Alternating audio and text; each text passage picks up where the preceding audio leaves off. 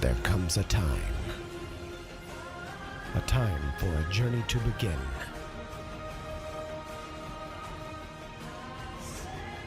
To confront familiar faces and face new foes. And though the road ahead is treacherous, it must be faced. To go somewhere you've never gone before. Today the journey begins with a challenge from the north in one of the most difficult contests the Lions will face this year. This is SAGU Sports Live.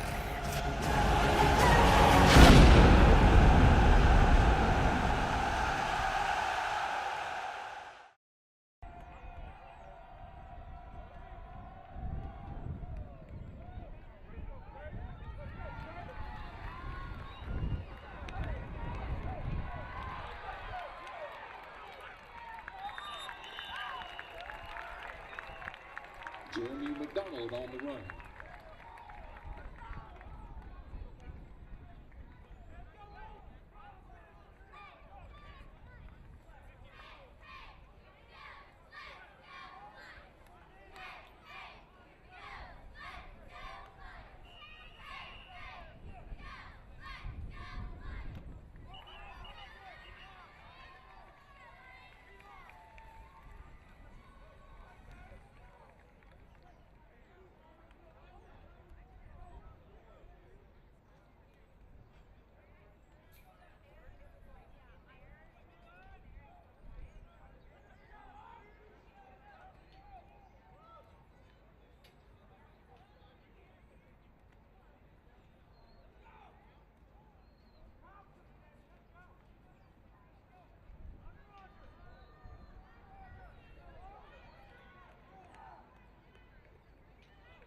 First down and 10 for the Lions on the 41-yard line.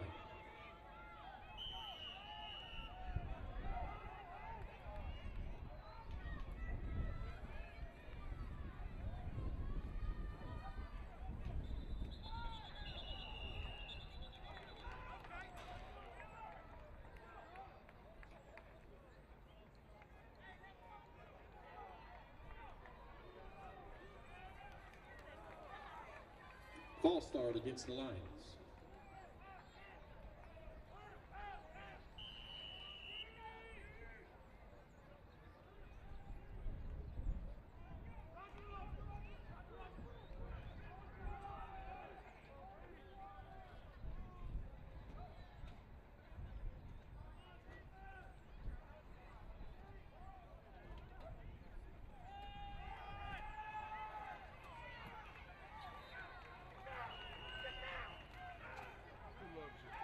Cade Leshner on the run.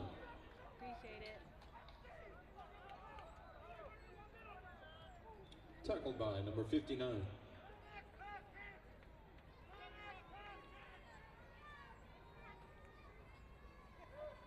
I off?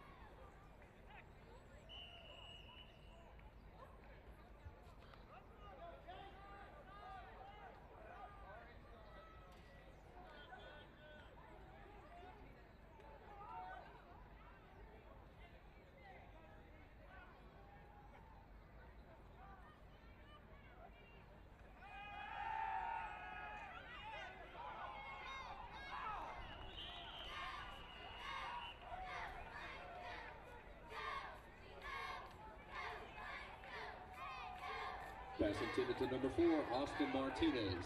Incomplete. Third down and 13.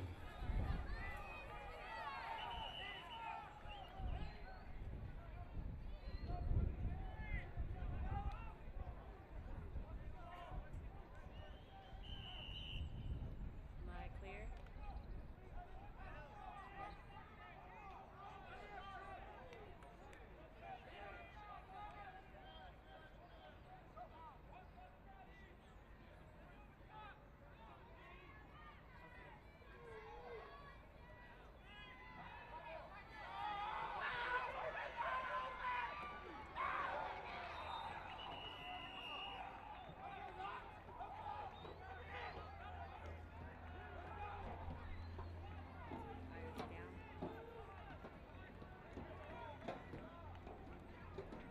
Reed Golson on the run.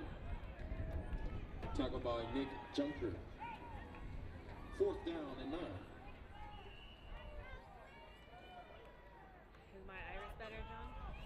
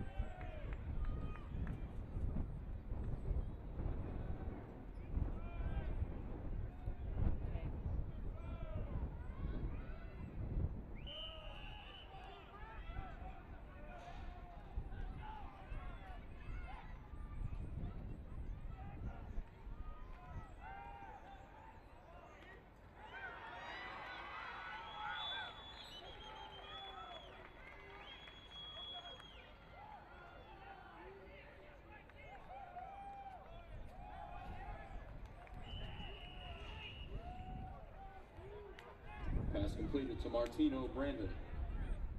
Tackled by Nick Econo.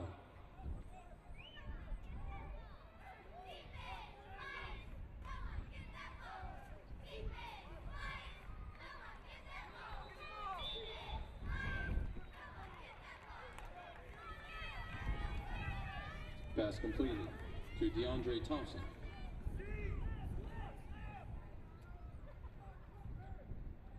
Tackled by Shaquem Taylor and Brad Heathcock. 2nd down and 5.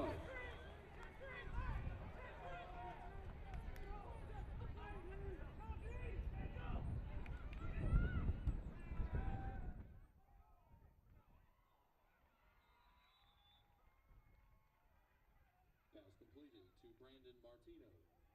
That'll be enough for a 1st down.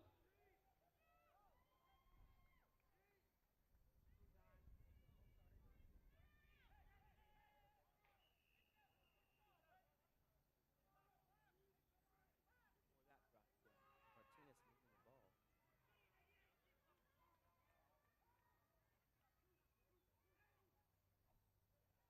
Man in motion now. First. Big handoff.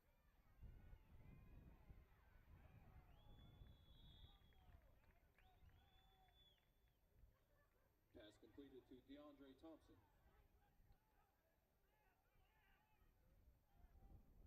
Three about. And again, another real quick pass. Lions not really able to get on the ball fast enough. And again, no Hurry huddle up for the offense. Swedes. Hurry up Yeah. offense. No huddle. They've got the Lions on their heels to start the game, and they're trying to take advantage.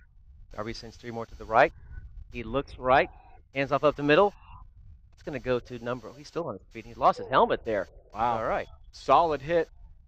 And that right there is number 31. Tevis Linneberg. Yeah, Tevis Linneberg. He was the backup running back last year. He comes in right there, and again, pushes the ball forward, shakes off a few tacklers, gets just enough for a 1st down. And again, the no huddle offense. They're keeping the Lions on their heels. They're now marching down to the 31-yard line. 1st and 10 for the Bethany College Swedes. House on the shotgun. It's tipped and it is dropped. Number 90, another tip. Great stop there by the defensive ends, getting in, pressuring House early and often on that one. Yeah, got the tip in the air. Almost was able to get under it for the interception. That would have been golden right there, but it couldn't quite get it. But at the very least, that's the first play that the Swedes have had that has not gone for some sort of gain. Harry Ford, a 5'10", 218-pound defensive end with that block. 2nd 10 now for the Swedes. It's like having a helmet Have problem a little with conversation Linneberg. there with Linneberg. Yeah, he had his helmet knocked off. He had to leave the field. Came back on and still needed a little bit of adjustment, apparently. Man in motion again from the shotgun. Throws right. It's incomplete. Number 24. Yep, Zachary Dovenbarger. And so that 2 incomplete passes in a row. 3rd and 10 from the 31 coming up. Well, let's see if the Lions can hold steady. Yeah, that's what they need right now. They need to be able to stop this drive because the Swedes were looking unstoppable there. 2 quick incompletions, though, and they're in peril of, well, having a 4th down in kind of the maroon zone area. You're not sure whether to go for it or kick. We don't know the strength of the kicker, but they're mildly in field goal range. I guess we'll find out if they don't convert on this 4th down play. No, with the wind at the back, I would say that this would not be an impossible field goal, but we'll still see. There's still a 3rd down to be played. 4 receivers out, 2 right, 1 left. House from the shotgun once again. 3rd and 10. Here's the snap. Looks left, pumps, looks left again, throws a prayer. It's picked off. It's picked off. The prayer's answered by the Lions. Number 22, Shaquem Taylor with the interception. He's a freshman playing opposite Nick Econom back there, and he just read that ball.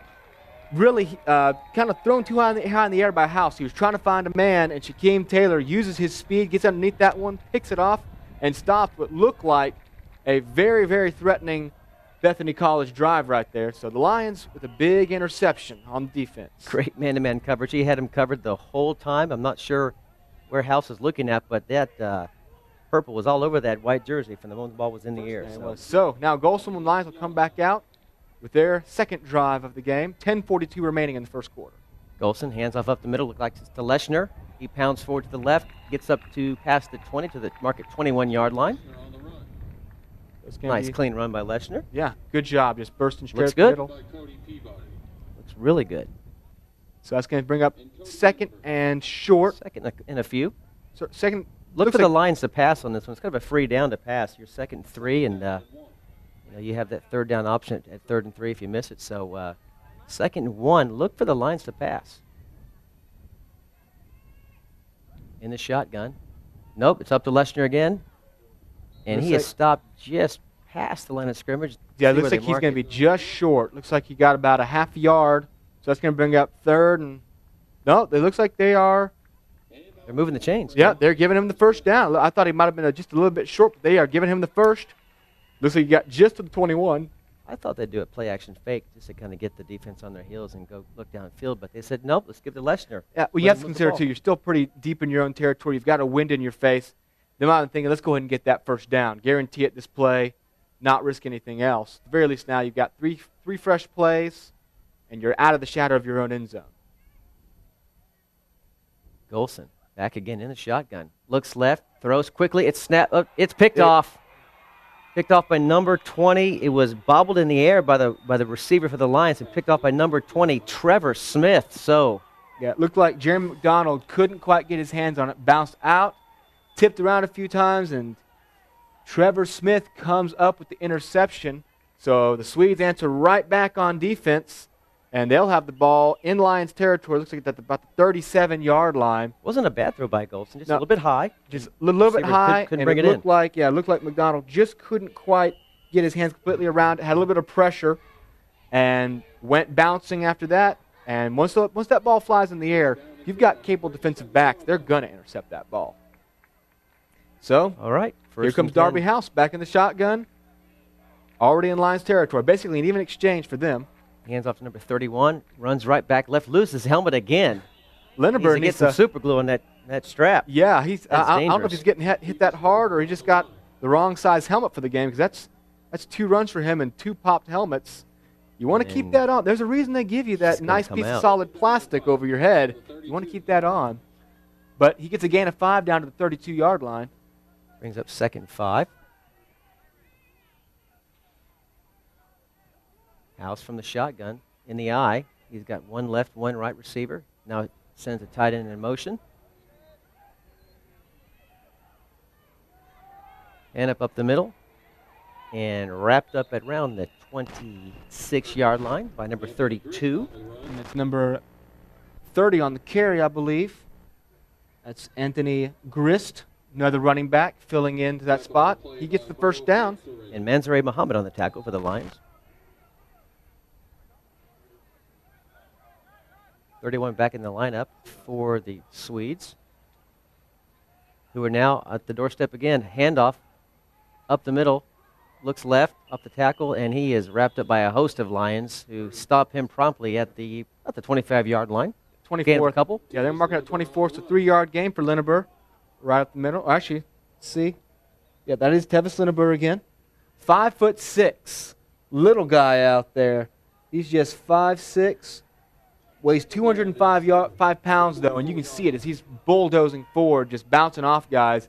He's short, but he's stocky, and he's hard to knock down. House surveys the Lions' defense in the shotgun again. Looks like there might be a flag. Yep, flags are flying. I think the Lions possibly were offside. Yeah, we're going to see here referees discussing whether they got drawn or not.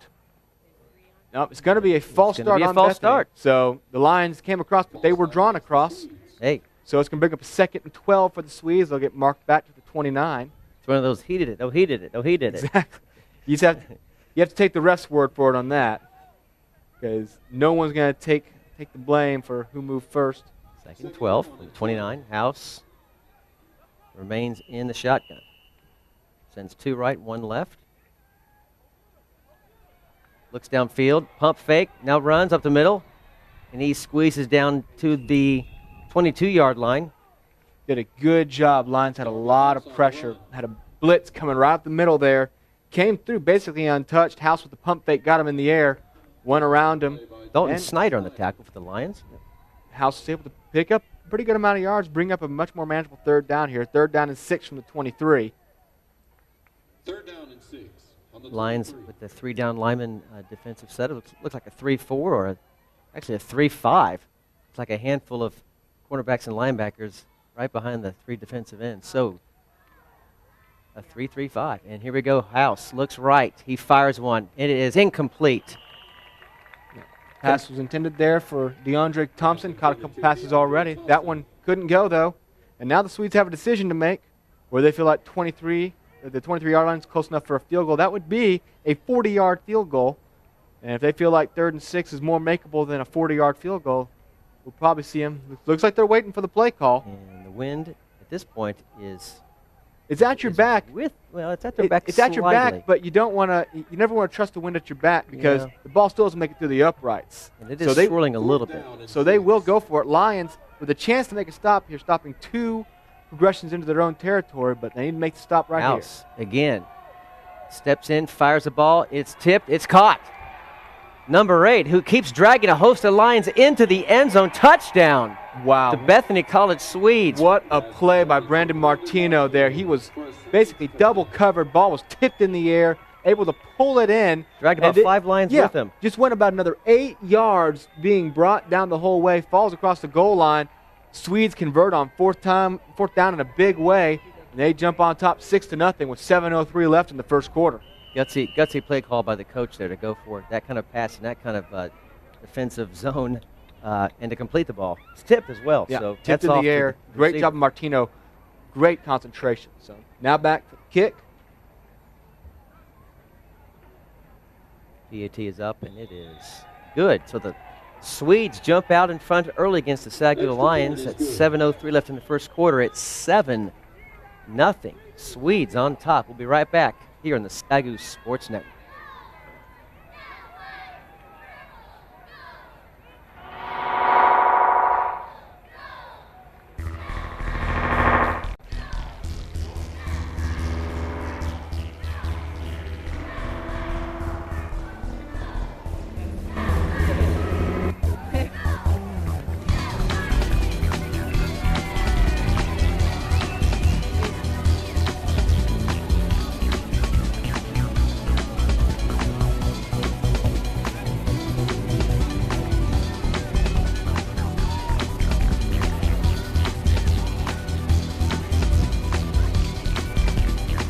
Back to receive for the Lions, Jeremy McDonald and Trevor McKinley.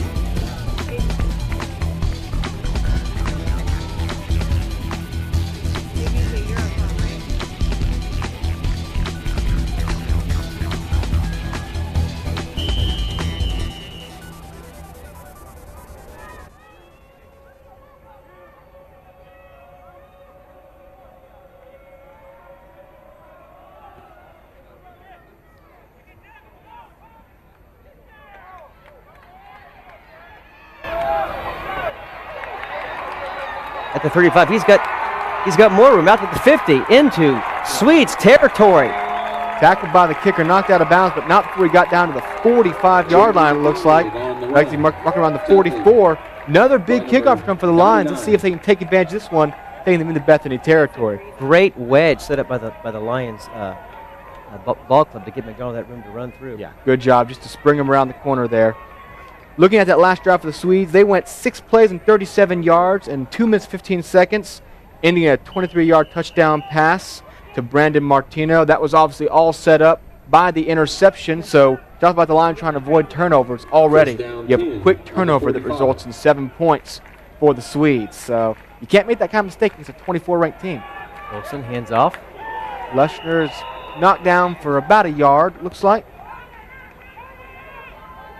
So we're on 2nd and 9 for the Lions. Still testing that run game. Lushner, like I said, it has a lot of experience for the Lions. Last year had a couple of big games. Had a 3-touchdown first half against Bacone at one point. So he has the experience to lead this team. He's strong and fast. Not a big guy as far as height goes, but he packs a punch when he hits you. And 9 on the 44-yard line. Again, 3rd and 9 coming up here. 2nd and 9. Golson in the shotgun. I said 4 receivers, two left, 2 right. Lushner in the eye behind Golson. Around the end, it's a keeper. It's a fake around the end. He's going to keep it. And he'll just go for about 2 or 3 yards. Golson there up the middle.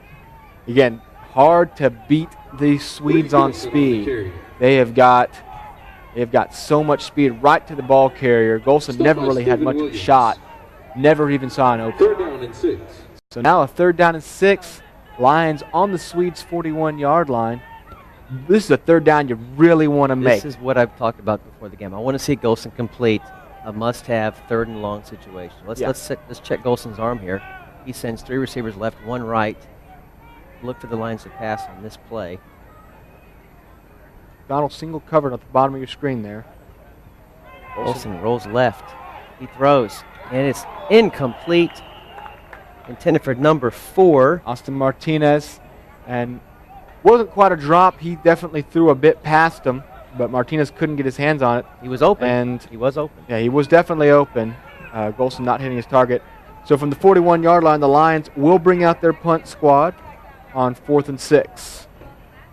You'll have Steven Stewart from Magnolia, Texas, back punt. Oscar Segura set to receive for the Swedes. He backs up, back pedals. He's keeping himself steady around the 12-yard line. So the Lions have to get the ball up again after 3 and out. Here's the punt. Segura takes it at the 9, and it's fumble. He's hit hard, fumble, and the Lions may have it. And the Lions did fall on it. What a break for the Lions right there. The ball was bobbled by Oscar Segura. He couldn't bring it in, and the Lions fall on it on about the 12-yard line. John, I'm saying his name wrong. Wigan. So the Lions take over at the 12. The punt turned out to be the perfect decision in that one for sure. Check that, Harry Ford. Harry Ford with the recovery. Getting down the field fast and falling on that ball. It rolled around for a second before anybody could get to it. The Lions fall on it, and now you've got a must-have opportunity. Starting a possession inside the 12. Inside the 12. Yeah, keeping a drive alive off of a muff punt. So that's now 2 turnovers. And here we have flags flying. Golson just did a little fake hut and threw about 2 or 3 Swedes, came in saying, "Here I am," and no one moved. So, but yeah, he faked. Someone did move apparently. Yeah, no, he faked his own offensive line out more than he did the Swedes because they jumped first, bring the Swedes across. So right there, another penalty sets the Lions back 5 yards to 17. This is a must-have situation. You have a turnover by the Swedes, their 2nd turnover of the game, deep, and you need to take advantage of this one if you're the Lions, down 7-0. Golson back to pass. He looks left. He's got a receiver. He overthrew him. Number 11. It's Jeremy McDonald. He looked like he might have even lost the ball in the sun. McDonald threw his hand up, said he was open. But at that point, the ball was already about 2 or 3 yards over his head. Well, he beat the cornerback, and the safety was coming over. But in that zone, he was open. There was a slot there, and Golson just missed his mark. But that brings up 2nd and 15 on the 17-yard line. You hate to just come away with 3. You want to try to get 7 on the board here. Oh, yeah. And at least And you never want to have to try a field In goal. range. In my opinion, you never want to try a field goal. Too many random things happen on field goal snaps and Absolutely. kicks. Field goals aren't a guarantee. Touchdowns are. Man in motion, and it goes to the man in motion. No, it's a fake handoff. Golson keeps it. Faked a lot of us out. He Gets down. scrambles forward to about the 7-yard line. Yep, 7-yard line. So that's going to be. Almost got faked out too. Looks like. Well, look, yeah, actually, they're marking it back to the Lee 9 now. Golson on The the line. initial spot was the 7, but they're going to put him at the 9. That's going to bring up 3rd and about. Oh, it looks like 6 to me. So big 3rd down here. 4-point play, 3rd down and 6. as they call it on Cowboys radio all the time. If you can score a touchdown here, you get 7. If not, you have to settle for the attempt for 3. Lions set up 3rd and 6. Golson in the shotgun. Sets 2 wide receivers to the right. Looks right, steps forward. He's in trouble, and he's going down. It's a fumble, but I think he was down. So He they'll mark was at the 11-yard line. down before the fumble. Yeah, the Swedes just swarmed on that one. Lions offensive line couldn't stop that blitz.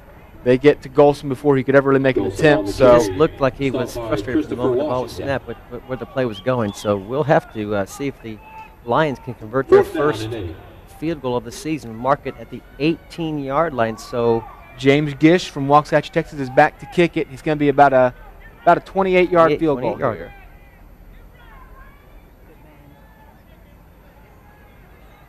Here's a snap, kick, up. It's good. It is good. So the Lions do convert off of the muff punt.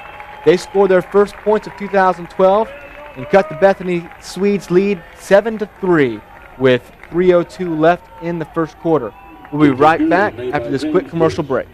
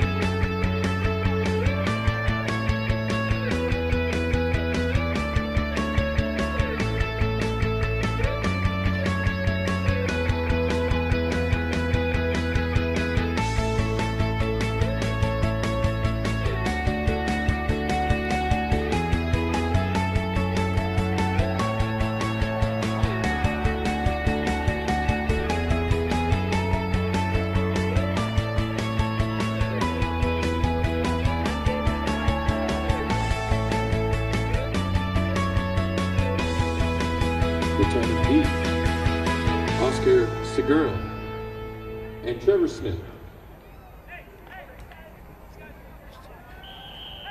Welcome back to Lumpkin Stadium, where the score is 7-3 in favor of the Swedes, but they just gave up 3 points off of a muffed punt return, which was a fumble, and the Lions did convert it into 3 points. Yeah, you can say they moved the ball down close enough to make it a comfortable field goal. And here's James Gish kicking off after scoring the first Lions points of 2012.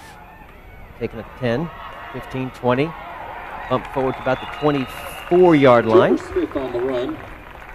And that's where the Swedes will pick up shop Followed by for Trevor their McKinley. 3rd possession of the game. Yep. 2:58 left in the first quarter. And we'll see if the Lions can keep these guys to 3 down and get the ball back. Maybe score before the first quarter ends. Try to get the lead. That'd be great. The Lions' 2 defensive outings so far. The first drive, they give a bunch of first downs really quickly, but then clamp down with 2 incompletions, the interception.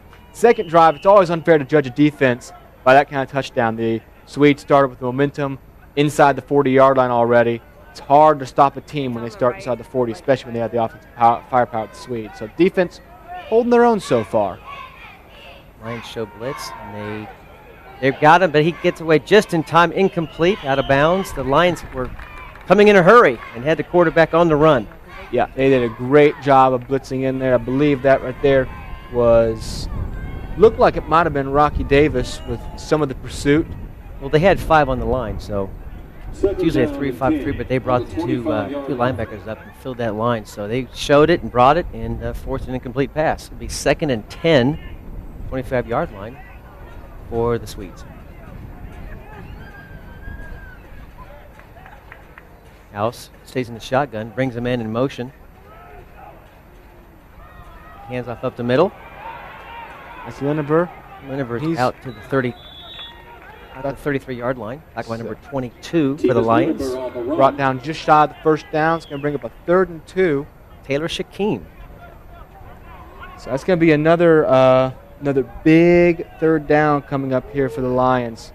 Chance to get the Swedes off of the 3 and out if they can stop them here. Swedes bring in their 3rd down personnel off the 48, 45. 3rd down and 2 on the 33. The Lions line up in that familiar 3-5-3 again. See if they change that. Show blitz. No, they're going to stay man-to-man coverage on the outside. And here comes House. Surveys the field, sets a man in motion. Here's the snap, fires up the middle, complete. It's a 1st down. 1st down, pass complete to Zachary Dovenbarger. And so that's going to move the chains again for the Swedes. They're clicking along on these 1st down opportunities, converting on some key 3rd downs. Obviously, converting on the 4th down, score the touchdown on their last offensive drive. On the 39. They're showing a lot of rhythm right now, so the Swedes really trying to put more points on the board and stretch that lead from 7-3 to maybe 10 or 14-3. So we're back in the shotgun again. House barks more directions.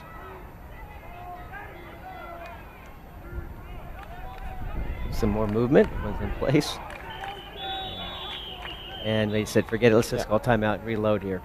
Yeah, looking at that weird sequence of lines you're putting out there, it can be hard to kind of see what you want to do. So Swedes spin their first time out of the game. And we're going to take a timeout real fast, too, here on the SAGU Sports Live on the SAGU Sports Network. We'll be right back after Timeout, this. Bethany College.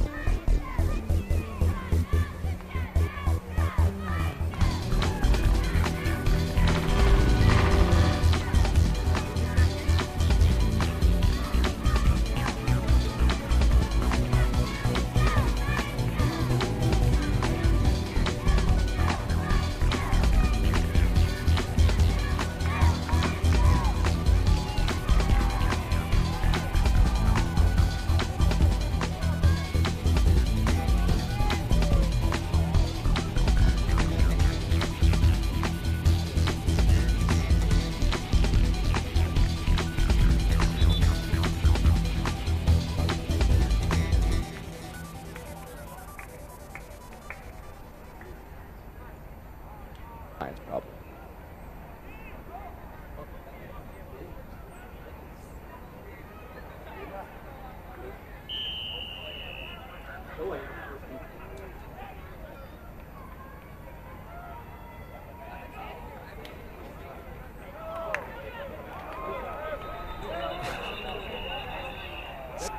That's Tevis Lineber again, getting his helmet knocked off for the 3rd time in the 1st quarter. I don't know if he needs a stronger chin strap or what, but they might want to look into that. Like I said, it's a scary situation anytime a player gets his helmet knocked off and then falls into a scrum, and he's had it happen 3 times. So Lineber walks off the field again. They're going to look at that helmet. Yeah, you can tell him that he's handed that helmet over saying, hey, fix this for me. But I don't care if we have to put a little super glue inside it. Let's keep this on my head for the rest of the game. It's all the way around, onto the chin. Incomplete. I was out there for number 15, DeAndre Thompson. So just a little bit too far, couldn't get to it. So I bring up 3rd now, another 3rd down for the Swedes. Lot of Texans here on the Bethany College Swedes lineup. Look, even some local guys. I got a guy from Cedar Hill I saw earlier. Got from the Colony and some from Dallas, Texas. 2 guys from Cedar Hill, actually. So on the bus trip down today, they were recognizing some of the sites. I guess they told everybody where it's good to eat.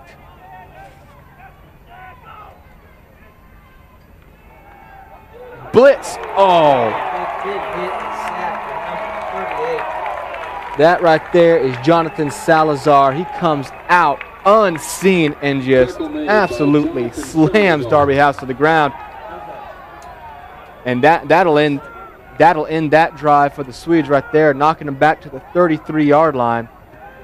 Great blitz for the Lions. They had tried some earlier, couldn't quite get to them on time. And it looks like that might be our final play. Swedes are trying to get the punt off in time because they know they have the wind right now, but it's not going to happen. That's going to be the gun right there, and it's going to be the end of the first quarter with the Swedes leading the Lions 7-3.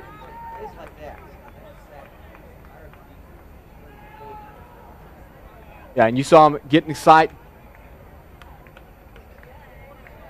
The Lions getting the Swedes off the field. Well, the Lions will be receiving a punt when we start the second quarter. We'll be right back for that here in just a moment. 7, SAGU Lions 3.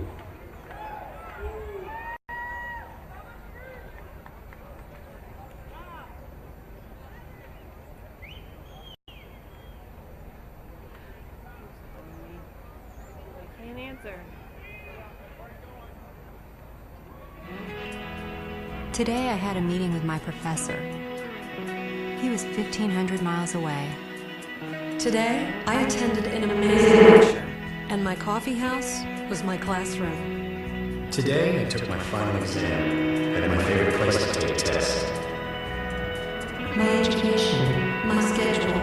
My future.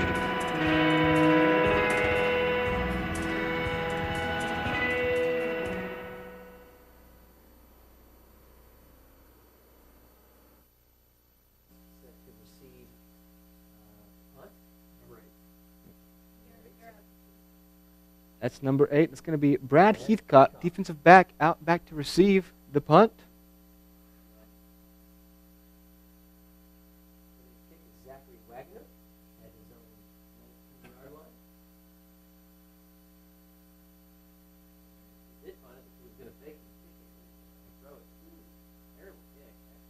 Oh, Good bounce. gets Great bounce. well. The wind hurt the punt on the way up, and the ground helped it on the way down. So it all about evened up. So it's going to be the Lions will get the ball to their own 38 to start the second quarter off. Yeah, With the wind now. with the wind at their back, that might assist. We saw them doing a lot more running. You'd expect probably a bit more throwing with Reed Golson being the junior quarterback coming in, and without your star running back in Sean Haynes. Maybe now that you have a little bit of wind assistance, although I do see it has died down a bit. Looking at the American and Texas flags down by the east end zone, has died down just a little bit, but it could still be a factor.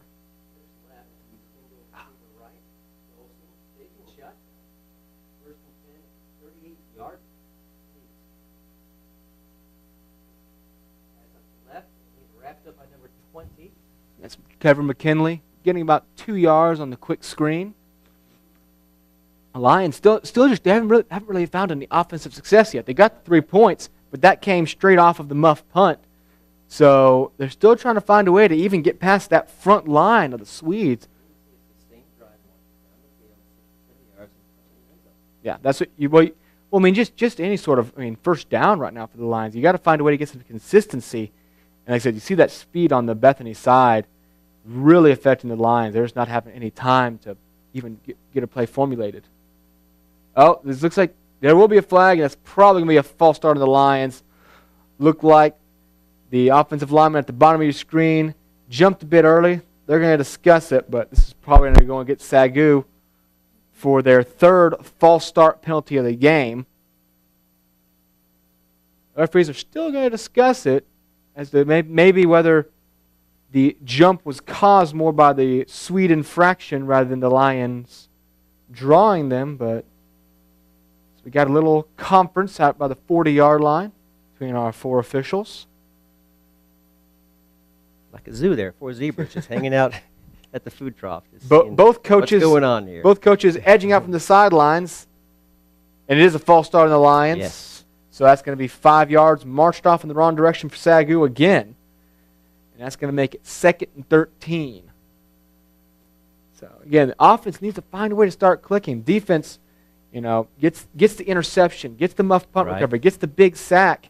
And so far the offense hasn't found a way to click and really respond to that motivation the defense has given them. So coming up now 2nd and 13. Look for this Grandview connection to unfold between Golson and Nick Morphew. I want to see some of that going on from Grandview, that old high school connection rekindled. Golson stays in the shotgun. And he's going to He keep it. keeps it. And he goes down. And he's in trouble, and he's down. 3 Swedes wrap him up, led by number 9, Stephen Williams, on the sack. That was the option play right there, and unfortunately, every option was worse than the other. So that will be a scrambling sack, knocking the Lions back another 5 yards. That's going to bring up a 3rd and 18. Going the wrong way here, Tim. Yeah, they are not being able to find anything. And again, the Swedes just so fast in the backfield. The Lions never had an opportunity to even get the ball off. If Golson had that off, it still would have been a loss for 3 or 4. So just no chance on the offense for anything to work. Offensive line needs to find a way to bolster down and stop this Swede attack. Need to get to the 48 for a first down. Man in motion, and another whistle. Looks like, well, we're going to see what happened here. A delay of game on the Lions. They took too much time. We'll make it a 3rd and 23. Almost a cool quarter of the field here now for the Lions that they're going to need. And again, right there, you have the clock right down there in the end zone, but that's what a great defense can do to you. You spend so much time analyzing it and worrying about what they're going to do to you, you forget you have a play clock you have to go off of. So now 3rd and, well, a quarter mile at least. Yes, and so 4 receivers out to get some of that quarter mile diminished. And Golson stays in the shotgun, looks back to pass, fake, pump. He's going to go deep. He's looking for his old high school playmate, Nick Morphew, and he overthrows him. Yeah. That brings up 4th down, and he was covered. Yeah, he was covered healthy the whole way. Golson threw it where no one else could catch it at least.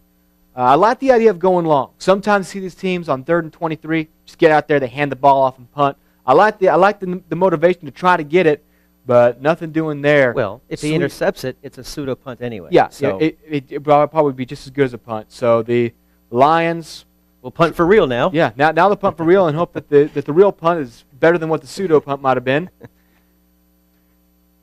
So with the wind at their back, we'll see what the Lions can do as far as pinning the Swedes. That's not a good punt. High kick short to the right, and it just actually goes out of bounds at about the 36-yard line. And I'm going to give all the credit right there to number 4, Preston Atherton. He came in on the rush, and that scared the punter. That scared number 27 enough, Steven Stewart, that he pulled off. He short kicked it basically. We talk about short arming a pass. Well, he short legged that punt, and the Swedes are going to start off at the 35-yard line. Great position. That punt right there is only going to net, I believe, 10 yards after it rolls out of bounds.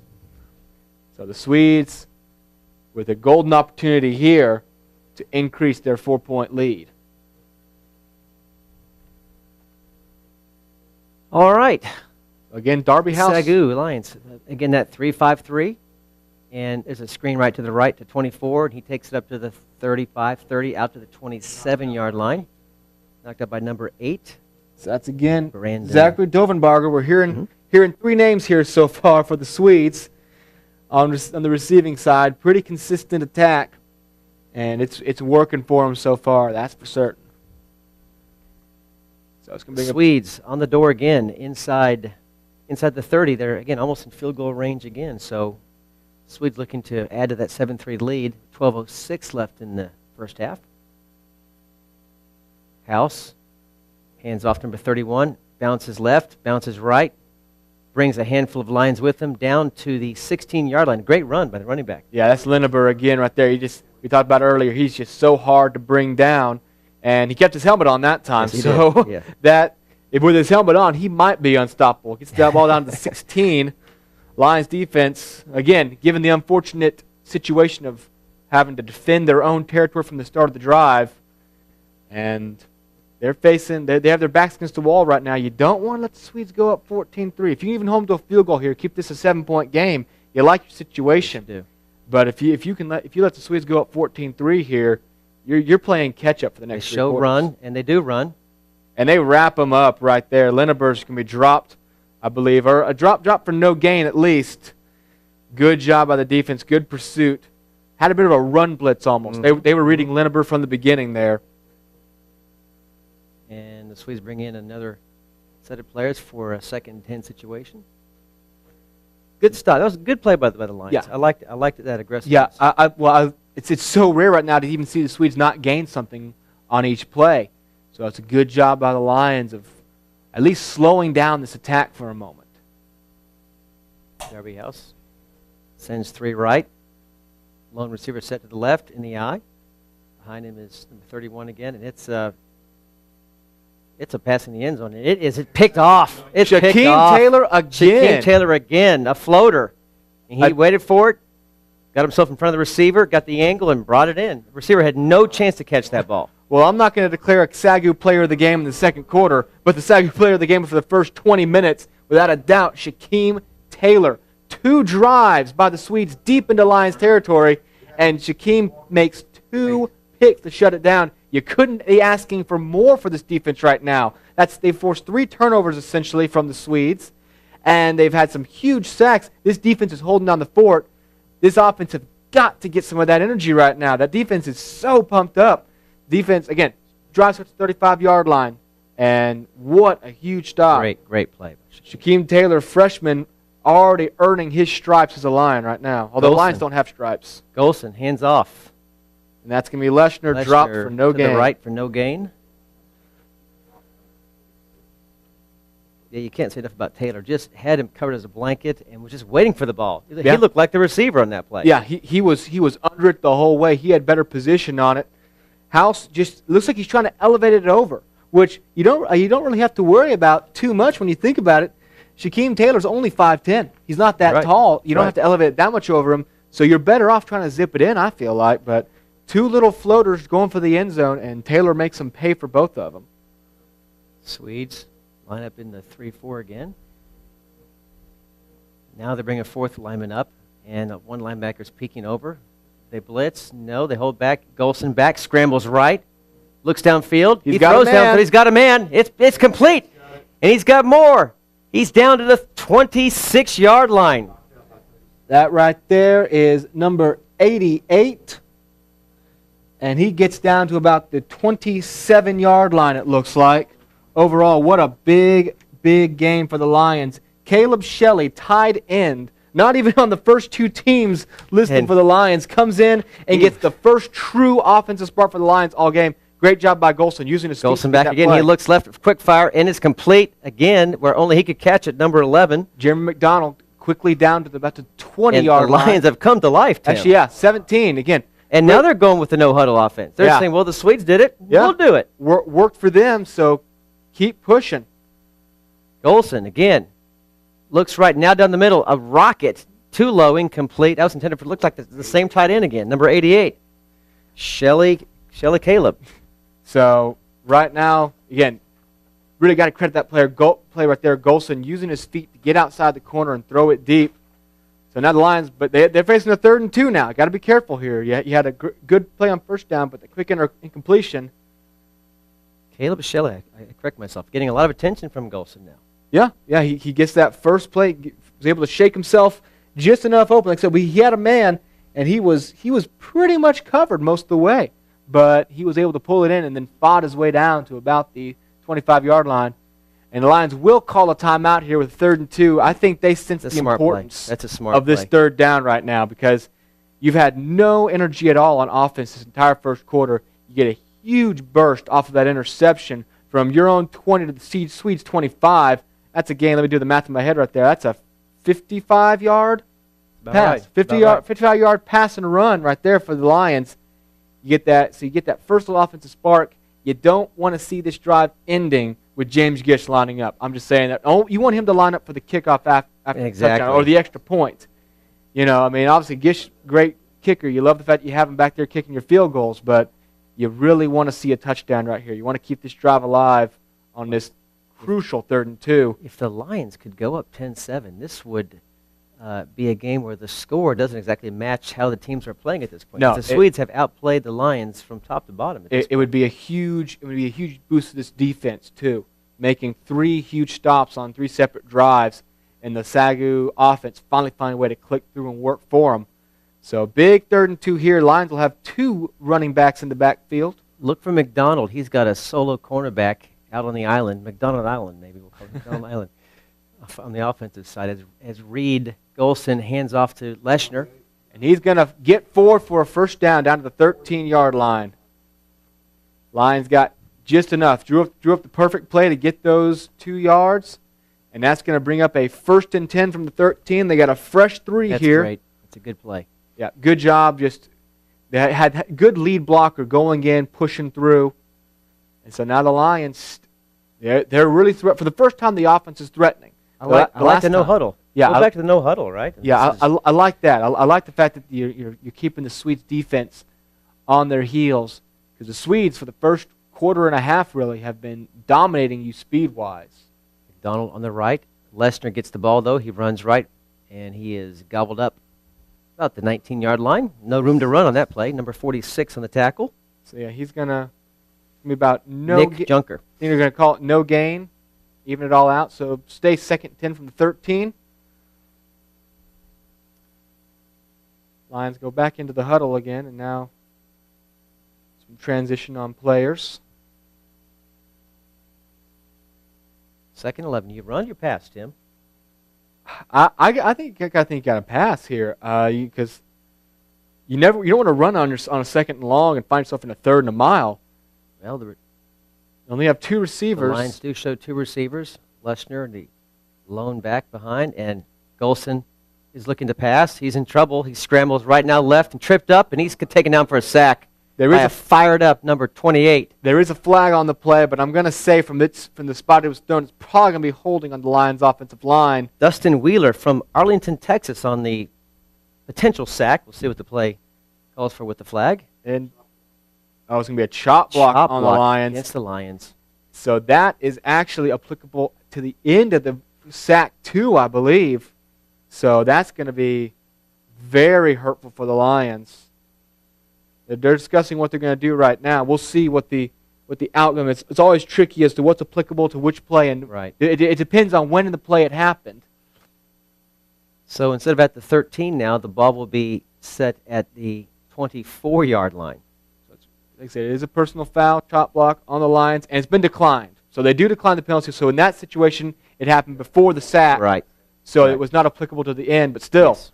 3rd and long from the 24-yard line. Well, I'll call it 3rd and 21. Let's call it what it is. Golson will definitely be passing on this play. I'd be surprised if they get the ball to Lesnar at this juncture of the drive. And here we go. Golson looks left, a floater. He throws to number 2, his former high school mate, Nick Morphew. It's complete, and he's out of bounds back to the original line of scrimmage. Well, not quite. So not quite. They're 17. Well short of the first down. I guess what you can say there is it gives Gish a bit of a better opportunity to line up here for the kick. So it's going to be 4th down. This is not when you wanted Gish to come out, though. You wanted him to come out for the kickoff. Exactly. My request went unheeded, but the Lions still can score if Gish can be straight and true. Ball's lined up at that left hash mark. Nick Morphew, the hold. Here's the kick. It's up. It's got the length. And it's good. It's good. Solid kick by Gish. So the big play doesn't yield exactly what the Lions wanted, but they're able to strike again off of the interception. The Lions net 3 more points and cut the Swedes' lead down to 1 with 7:24 left in the half. We'll be right back with a lot more SAGU football action after this.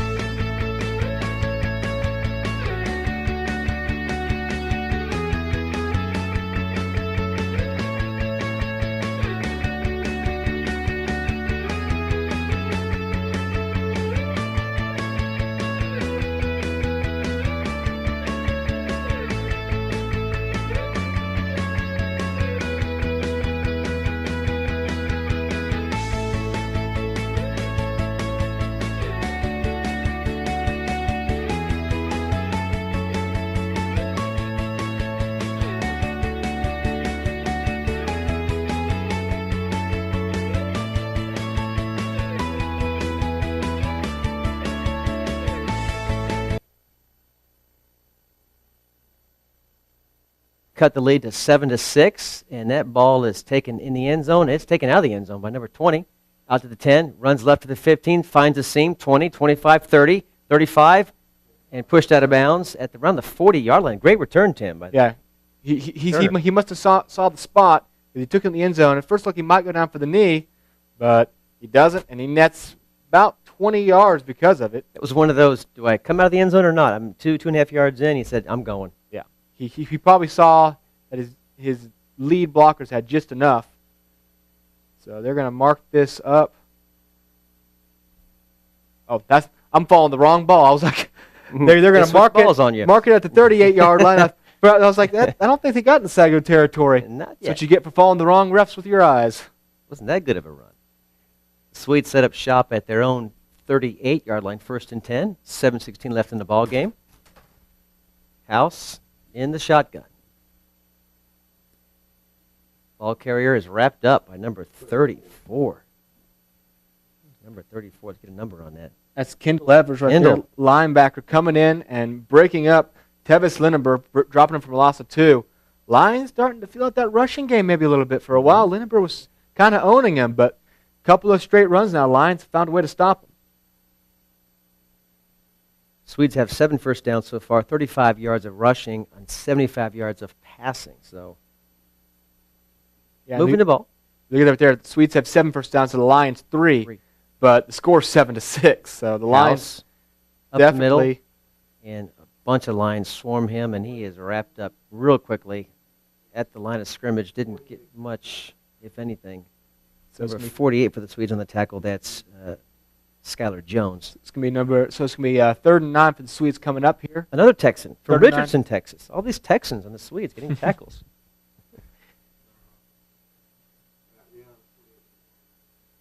So 3rd and 9 coming up here, 39-yard line.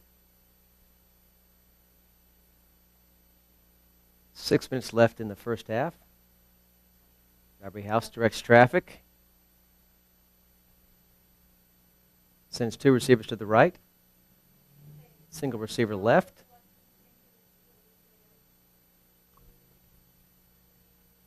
House, 3-step drop, and he fires complete on the right side. But it's not going to be enough for first down. Again, a lot of pressure from behind him. He had to get that ball out early, and because of it, you see the replay right look here, number 90. Yeah, number 90 quickly. Right there, busting through the line for the Lions. That's Harry Ford again. Ford. We're calling his name a lot today. Yeah, he's been doing a great job getting through that line, and he forced that ball to come out quicker because that wasn't as on target as I'm sure Darby House wanted it to be. So the Swedes will punt. Lions defense.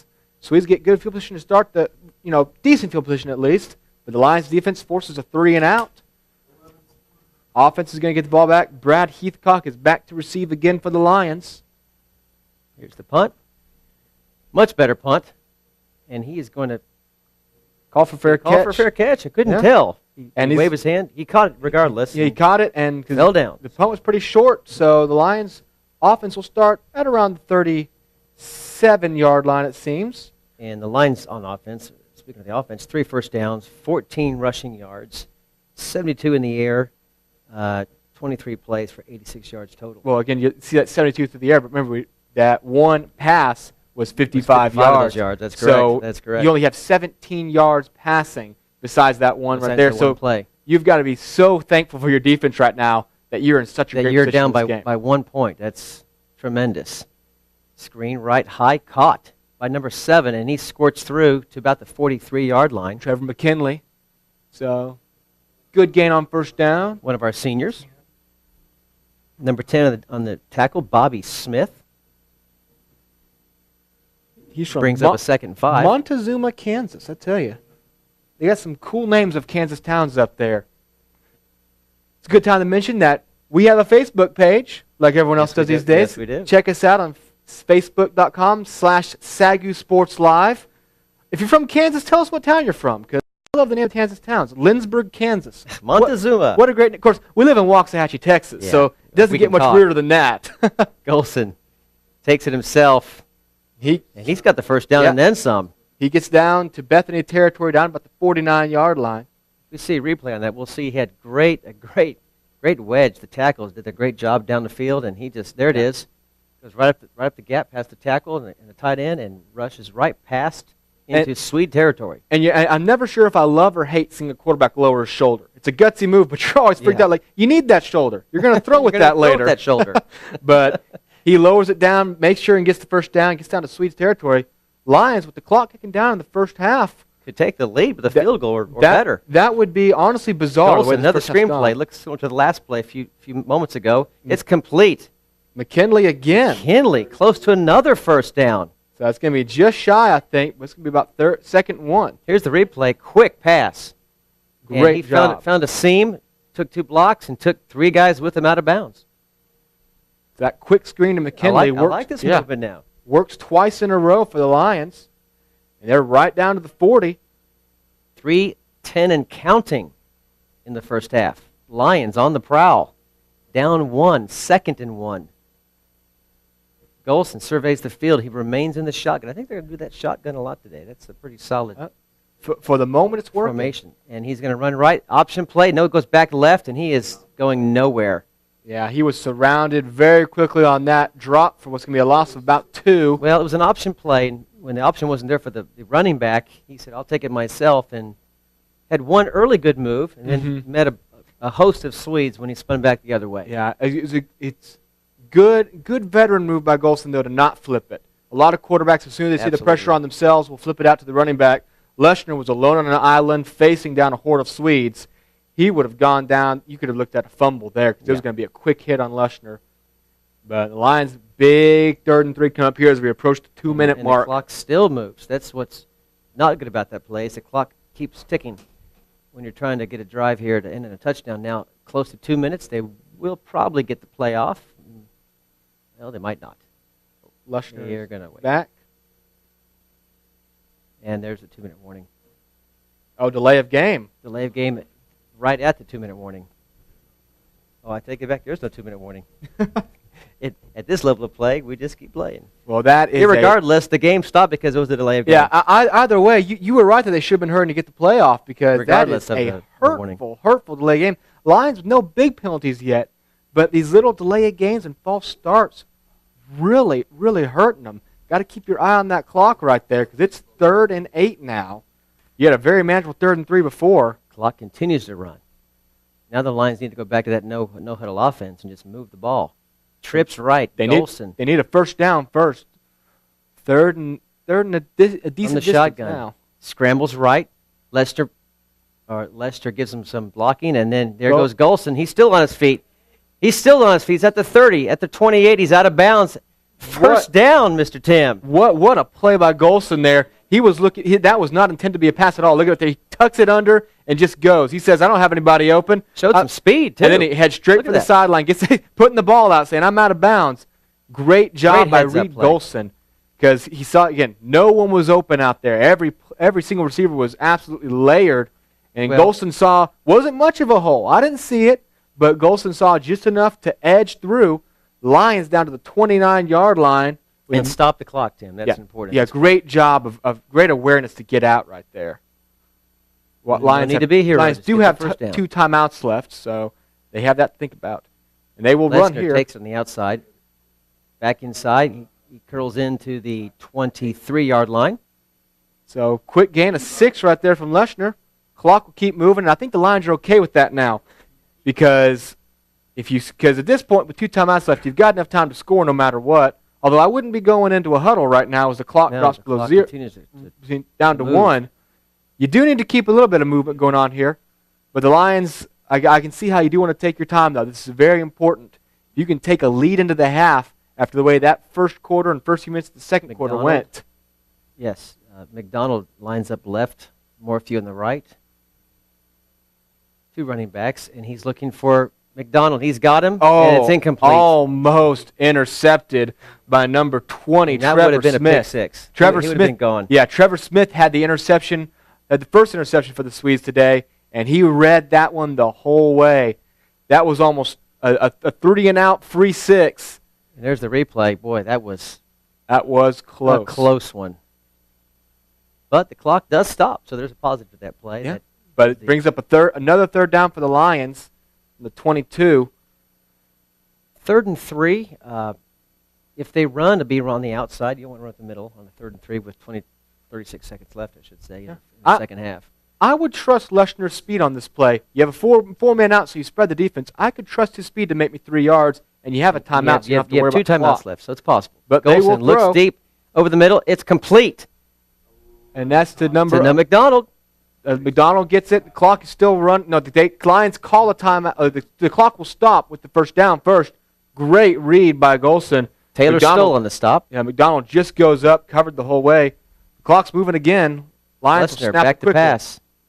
Looks right, scrambles left, looks again, throws down the middle. It's tipped, and it is almost caught, but it was dropped and out of bounds anyway. The receiver's feet were, so it would have been incomplete. Anyway, it brings up second and 10 from about what appears to be the 13-yard line. Golson had a man there, but all credit to the Bethany Swedes front line getting their hand on the ball, tipping it up. That was a scary moment because that's a free ball as soon as it's tipped. That could have just as likely been a Bethany interception as a Lions touchdown. Very true. But the clock stops with 21 seconds left. Lions trying to take a lead here before the half. An odd turn of events, really, with the way this game was moving at first. Familiar trips right, single set left. Leshner lines it behind Golson. Golson rolls right, screen pass, and it's incomplete. That's incomplete. That's dropped there by Trevor McKinley. But that's honestly not a bad drop. Not a bad play. That was a... That would have forced you to burn another timeout. Exactly, because right here, I mean... His eyes were looking ahead before he didn't drop it on purpose, but had he caught it, he probably would have lost 2 yards, and the clock would have kept moving.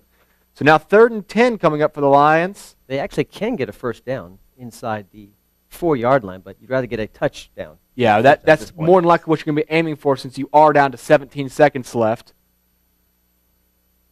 Golson looks over the sideline, getting some advice, getting some McDonald plays. lines up along the left, and that's where Golson's looking now to the right, back to the middle. He's got a receiver. It's complete to the 5, down to the 4-yard line. They need to call a timeout. That's Nick Morphew. But it's first down, so the clock does stop. It stops automatically. When the chains move. So because I think he's going to fight, down to, I don't know, that's going to be close.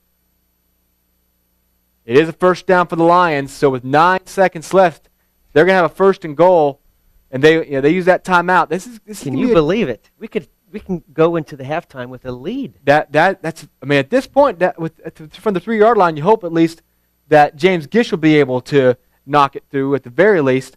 But now the Lions, you have 9 seconds left. If you call quick pass plays here, I want to say you probably have a chance to get 2 plays off and still have about a second or 2 left on the clock. But really, you want to get on this first play because if you use up 5 or 6 seconds on this first play, then you'll have to settle for the field goal. That's correct. So really, Lions probably thinking that they got 1 shot here at the end zone and 1 shot at a field goal, unless this is just a really quick pass. Unless that's what you're thinking, just a quick pass outside. Although you do have a timeout yet left, so don't. So you still have the option to run. Mm-hmm. You still have the option to run if you feel like Leshner or Golson can get you with their feet those last 3 yards.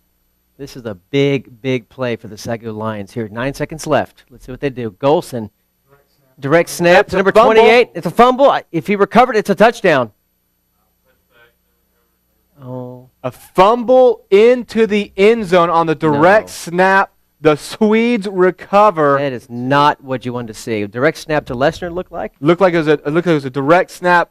Lions trying to use a bit of trickery. Take a look at the replay. Leshner was heading into the end zone. Fumbled it as he crossed the line. Yeah, ball popped out into the end zone. The Swedes fall on it. And the Lions, with the lead within their grasp. Let it slip. Fumble. We talked right here, Look at the quick reaction. You see number 78 there on the Lions offense just immediately being upset at that one. He thought he had it, but the Lions So the Swedes will probably just take a knee here. Yeah, and now the Swedes are content with their 1-point lead. They wouldn't. 10 minutes ago, they would not be content with the 1-point lead. Now they are, as the Lions, oh man, talked about turnovers in pregame. 1 turnover leads directly to 7 points for the Swedes. The other one takes 7 points away from the Lions. Either way, though, the defense holds strong for the Lions, and the Lions only trail 7-6 It's a ball at the game. half. It's a ball game. It's definitely a ball game, and as the Lions, we said we want the Lions offense to have a sustained drive. That's what they just had right there, but obviously not sustained quite long enough for the Lions. 97 yards, not quite enough. Just a few more. So we'll go to halftime with the score. The Bethany College Swedes 7, your SAGU Lions 6. We'll be right back in a moment on the SAGU Sports Network.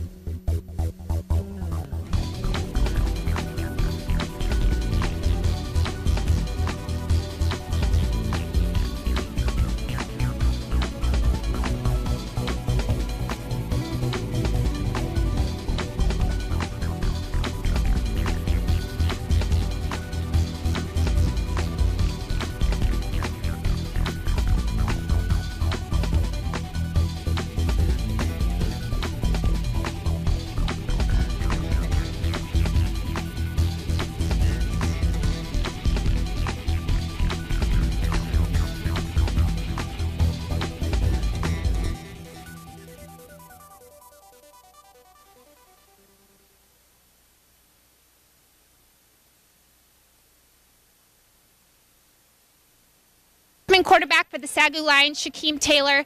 Now, Shaquem, tell me, I know that it's been a really long and hard road for you. This is your first career game, and you had 2 interceptions in the first half. Tell me about that. It feels real good. Put a lot of hard work in over these last 2 years, you know. I mainly give God the glory, though. He's working through me, and you got Nicky Conham on the other side, you know. As a preseason All-American, so, of course, they're going to come at the freshman. And, you know, Nick did say, he said against Bethany that that they were going after you, but that you were making them pay. How do you feel about that? Why do you think they're picking on you? Again, it's because I'm a freshman. It's my first time out here, and usually when you see a freshman corner with a senior defensive back, a senior DB, it's an All-American, they're going to come to your side. All you can do is just play hard and just make them pay for it. Okay, and what do you think that the defense has to do in the second half to pull out the win for you guys tonight? Well, we just got to keep working hard, keep doing what we're doing. No matter what the offense does, we stay behind the offense, just keep going, keep working hard, and eventually things will come together and we'll be okay. Okay, thanks so much, Shaquem, and good luck in the second half. Thank you. And we're going to send it to a short commercial break, and we'll be back after this. Are we out?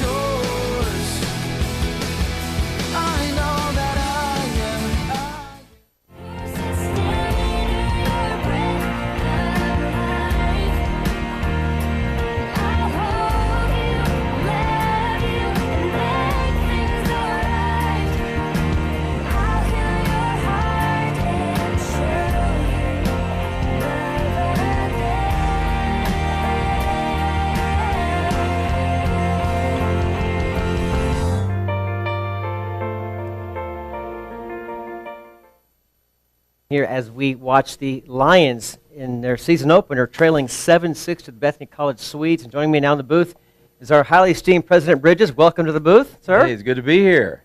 Hey, you're dressed for the football game. The air conditioning feels nice up here.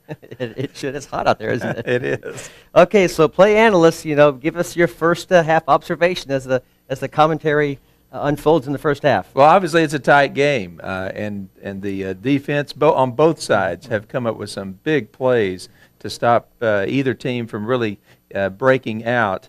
But it'll be exciting to see whether I thought we did a good job of adjusting to our defense, adjusting to their offense, and we put together a pretty good drive there at the end. It's just a shame that we couldn't pull it off. Well, we'll look for better things in the second half. So let's talk about SAGU and football itself. Why did you and the administration choose to really get behind and support a football program here at the college? Sure. Well, it's for one reason. This is Texas. And football is pretty important. And you just take a look at the stands, you look at the excitement. Football is a great sport to bring a campus together, to bring a community together. And so it obviously provides a lot of young men the opportunity to pursue the sport that they love and yet be at a school like Southwestern. And that's one of the main reasons we do it. Brings a lot of excitement to the campus for sure. Now, we are first game of the season, first week of school. What's the atmosphere around campus as we finish up our first week of classes at SAGU? Well, we haven't gotten the final count, but we're thinking that we are just going to be a little ahead of last year. Right. So a strong enrollment, probably be our fourth straight year of 2,000 or more enrolled. Probably a record dorm enrollment, and there's just a lot of energy. We've got about 48 states represented on campus, so it's just a very diverse Which two aren't represented? Do we know yet? Don't tell us. I won't call attention to them. Someone just called in to tell us, so we'll figure out that answer for you in just a minute. What two states? But that's a great have 48 out of 50 states. Yeah, it really is. That's as well as about 15 national students. Yeah, so nations represented. Well, on the campus is one thing happening you can't avoid seeing when you drive around, walk around, and that is this new building project, the largest construction project in our history. Give us an update on the World Communication Center. Yes, this is right at 80,000 square feet, and as you said, the most expensive project we've taken on, and it is nearly as large as our Full Life Center. But this facility, of course, housing all the programming and needs for our media, our digital media program, our music, and so it'll have a 650 seat performing arts center, classroom space, audio visual labs and recording studios, just state of the art. It's at $21 million. And it opens? It opens next August. And the amazing thing about it is we have just about, I think, except for about 500,000, we have completed the fundraising on this project. That's a praise God woohoo moment right there. That's a high five. Yes, it is, absolutely. Now, as a president, you do a great job, but you're also the proud parent of a college student now at SAGU. So tell us about this new experience that Kermit Bridges is enjoying now as a parent, not just a president of a student at SAGU. That's right. Our son James graduated from high school this last May and is a freshman at Southwestern. And so we are really thrilled, obviously, that he chose Southwestern. Not that I probably gave him much choice, but it really was his choice. I'm sincere, yeah. And but it does provide a completely different perspective. Jan's over here on the side, and she would agree. It's even though let's face it, we've got students from Hawaii and Alaska on campus. In fact, as we went through the registration process, we met those families. We're not making quite as much sacrifice with James living 10 minutes away as those parents are making. He can get home cooking anytime he wants That's to. That's a fact. But it is a different experience, and we're enjoying it. That's great. Yeah. Thanks for your time, President. Absolutely. Bridges. We'll be back in a moment with some first half stats as we approach the second half here at Lumpkin Stadium. Swedes up 7-6 over our SAGU Lions. Stay tuned on the SAGU Sports Network.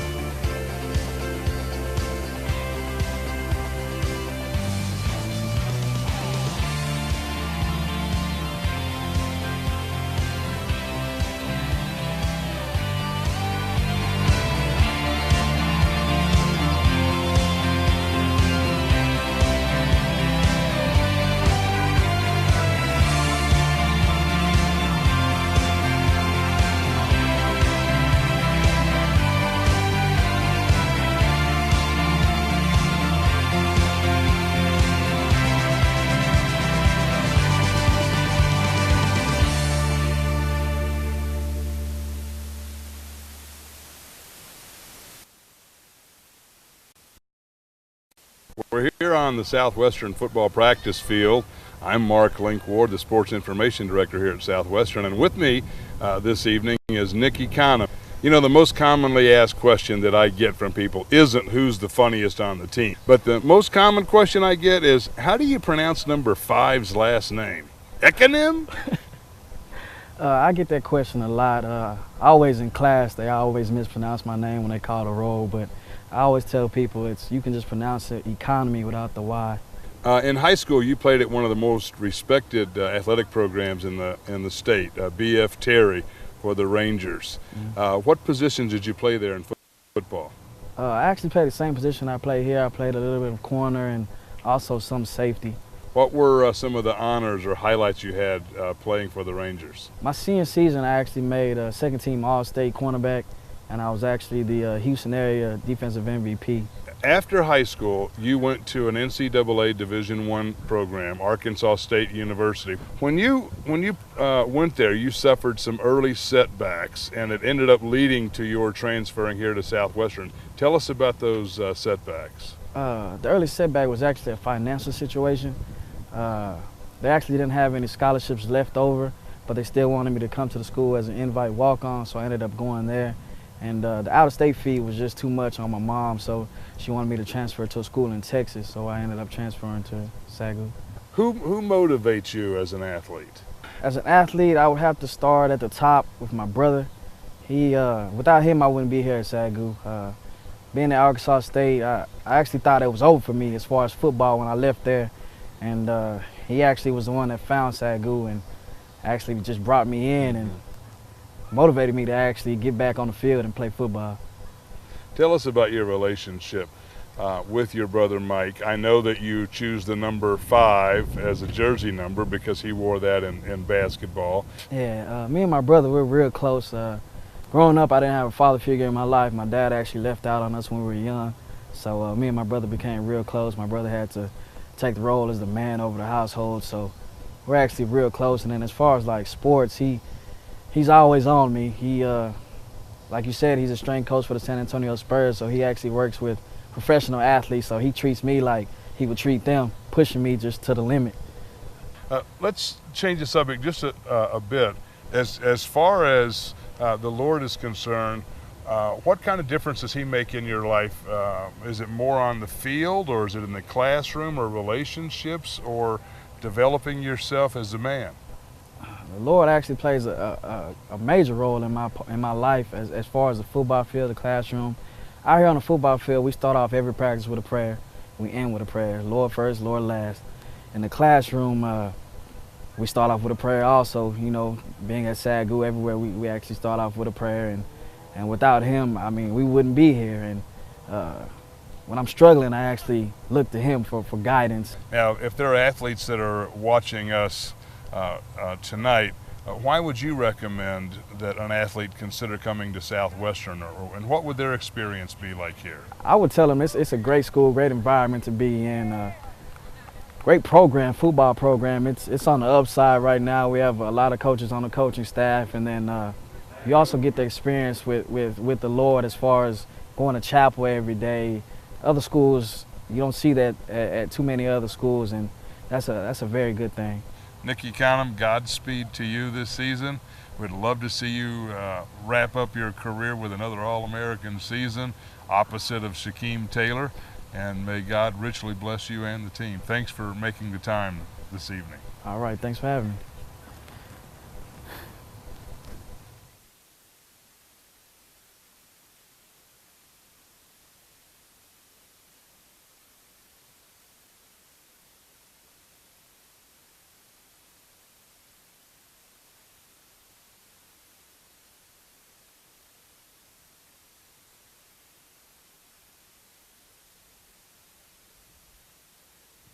Welcome back to Lumpkin Stadium here in Waxahachie, Texas, where the Swedes are clinging to a 7-6 lead at halftime.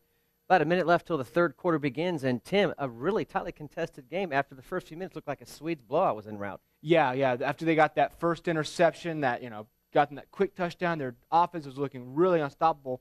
But really, at the half, believe it or not, the Lions hold the edge in all offensive stats. They have 154 yards to the Swedes, 114. They have 106 passing yards to 80 for the Swedes, 48 rushing yards, 34 to the Swedes.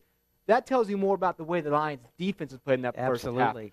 3 turnovers by the Swedes, 2 interceptions by Shaquem Taylor, both deep in Lions territory. One, of course, which ended up leading to the long Lions drive for the field goal. And so really, when you look at this first half, it's a story of missed opportunities from both teams. Yes, sir. The Lions have a 14-point swing on their 2 turnovers. The one interception leads directly to a touchdown. The other fumble takes a touchdown off the board. For the Swedes, you have a muff punt, which gives the Lions 3 points, and 2 interceptions that end drives deep into your opponent's territory. So really, this is anybody's ball game because both teams have things they can really improve on from the first half. And like you were saying at the break, really, when we were looking at the stats, the team that can make that adjustment the quickest is probably going to be the team that can walk away with this win. Essentially, 7-6 at the half is a tie. Can you put behind in your mind the mistakes you made and move on? Exactly. Make the adjustments and forget the fact you fumbled the ball in the end zone with 20 seconds left and give up 7 points. But you learn and you move on. Yeah. You make corrections and you go for the second half. Yeah. Nothing can put those points back on the board for the Lions. Nothing can take those picks out of the hands of Shaquem Taylor for the Swedes. It just has to be about getting back out there and, like I said, having a very short-term memory. Some more stats for you. Boy, the passing close. House, 8 for 15 for 80 yards. Golson, 8 for 17 for 106 yards. So really close there. Leshner's your leader for the SAGU Lions rushing attack. 9 carries for 26 yards and did have that one fumble in the end zone. And Lineber, am I saying that name right, Tim? As far as I know. That's right. We think that's right. 9 carries for 32 yards rushing. And so, and that's really impressive for the Lions because at the very first, it looked like Lineber was going to follow in the footsteps of Junior Allen. He was plowing his way through, but the Lions starting to drop him for losses. That, again, defense for the Lions is a story of everything right now. And really, you have to say the same thing for the Swedes. The Swedes only got their touchdown because of an interception by the Swedes deep in the opponent's territory, and obviously doing that job of stripping Leshner as he was walking into the end zone. Oh, I thought Leshner fell on it, but it was a scrum, and he ended up getting left out. So in addition to Shaquem Taylor, let's talk about Taylor Stoll. Yeah, for the Swedes right there, he has leading the Swedes with 5 tackles in the first half. So he's kind of being the centerpiece we talked about earlier for really anchoring that defense. So we saw turnovers in the first half. We saw mistakes. We saw penalties. A lot of things for both these teams to change. A lot of things to get better. We saw both teams with bad punts, giving the opponents good field position. I mean, these teams both have each other to thank a little bit for why they're both still in the game. Absolutely, and the sun is beginning to set here in Waxahachie. The lights are beginning to peak on, and we'll be going into night football the next few minutes, I'm sure, as the ball is teed, and we are ready to begin the second half of play here at Lumpkin Stadium. Set back to receive are the Bethany College Swedes. Number 24 set to receive, and it would check that number 20, Trevor Smith. As well as number 14, Oscar Segura. He's the one who had the muff punt that gave the Lions their first 3. That's right. And here's the kick for the second half, and off we go. And it's going to come to about the 2-yard line, up to the 10, the 15, wrapped around, spin around, keep going to the 22, about the 22-yard line, pushed out of bounds where the Swedes will set up 1st and 10. Now, this is a very intriguing first drive right here. It's going to be very interesting to see how things go. Early on in the game, the Swedes were just conquering first downs one after the other, just grabbing them. And it was only, like you said, an interception and then obviously that huge sack they were able to stop their drives. Then later on, the Lions really started shutting down altogether, weren't letting the Swedes get any yards, just shutting down for quick 3-and-outs. So it'll be interesting to see which the Lions going to keep that adjustment they made to stop the Swedes from moving, or have the Swedes figured something out. And we'll probably figure that out pretty quickly here. Probably on this first drive right here as the Swedes line up for their first possession of the second half on their own 22-yard line. House remains in the shotgun. He hands off left, up the middle, scoots left about the 27-yard line. Number 32 on the tackle for the Lions. That's Mansoureh Mohammed, if I'm saying that name right. Help me out, Tim. Mohammed Mansoureh, yeah. Mohammed Mansoureh. I'm gonna say you're saying it right. Mansoureh. As always, we apologize if we can't say your name right. Your name's right. If we can't say words right, sometimes, it just Just send us a correction. Second 5, House. At our Facebook page. Scans the SAGU defense. Hand above the middle, spin left, cut back, and he is gobbled up by look, there might be a handful fumble. of purple jerseys, and there's a loose ball. The Lions say they have it. Let's see what the Zebras say. Here's the replay. Was his knee down? That was a close call right there. They are calling his knee down. They're saying his knee was down, coming up third down. Lindenberg spun off from Great that job by their camera crew. Here it is again. Spins back left, and a ball comes loose, but his right knee looked like it hit just before. Yeah. Good call by the refs there. Looks like his knee did hit just in time. Lions wrap him up. Coming up 3rd and 5. I know something else on that replay right there. Lindenberg was adjusting his helmet as he went around the corner. Again. He's still having helmet trouble. That's an interesting little subplot to this game. Is Lindenberg's helmet? Oh, now there's the flags. Now the question is that going to be? We see the Swedes clapping, so they think they've drawn the Lions. If the Lions did bump in, that would be encroachment, and that's going to be a free 5 and a first down. A free first down for the Swedes. The Lions fall for the hard snap, come crashing across the line. So again, the Lions have yet to have any pass interference or personal foul penalties. It's been these little delay of games and false starts offsides, and that's really hurt them. That's really hurt them in so far in this game. So a free first down for the Swedes. Man in motion for the Swedes. Darby takes the shotgun snap and is an errant pass. It almost could have been picked up at number 32 or number 5. Check that. Yeah, he was kind of thrown Not out. sure who he was throwing to. Yeah, it looked like the intended receiver was Brandon Martino, but the pass was definitely high. The closest, Mohamed Mansour, number 32, was eyeing that ball. Yeah, he was the closest player, really. So that sets up a 2nd 10 for Bethany. Just a few minutes into the second half. 2 wide receivers right and 2 left. In the eye, spin around. An interesting play, and it's picked off and it's dropped. Almost picked off. I should say almost picked off. It looked like he had it. Was heading for the house. That right there, Nick Econom, you saw his interview at the half, and he almost got a pick right there. How do you describe that play? That was the interesting screenish type play. Well, the play centered around the Lions pressure there of House. House got a lot of pressure, threw it out real quickly. Ball bounced in the air, and almost a huge interception for the Lions. But it does bring up 3rd and long for the Swedes. Well, you can see there's a skip in the step of the Lions defense. Now they look hungry and ready to force a punt here from the Swedes if they cannot convert on this 3rd and long. House back to pass. He's got a man open at the 38-yard line, complete. Brad Heathcock there. Brings him down. Short of the first down. I like what Heathcock did there. I was watching. If you won't see it on this play right here. Heathcock stood back about a yard more. He didn't over pursue on the ball. Correct. He let the pass happen. Didn't go for the deflection.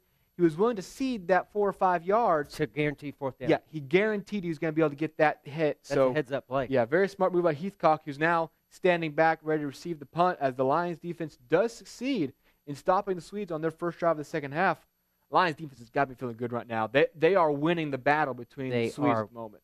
Definitely looking to gain an advantage here as they get the ball for the first time in the second half, trailing just 1. Here's the high snap, but he gets it away, and he does call for a fair catch. Yep, at the 32-yard line. So the Lions will come back out. They'll be heading the same way they were heading at the end of the second quarter when they put together their. We said we want to see that first sustained drive, and we saw it. And there's still some wind. Had a very good sustained drive. Yeah, there is a little bit of wind, not nearly as strong as it was around 5:30 today, but it's still a little bit out in the west end zone.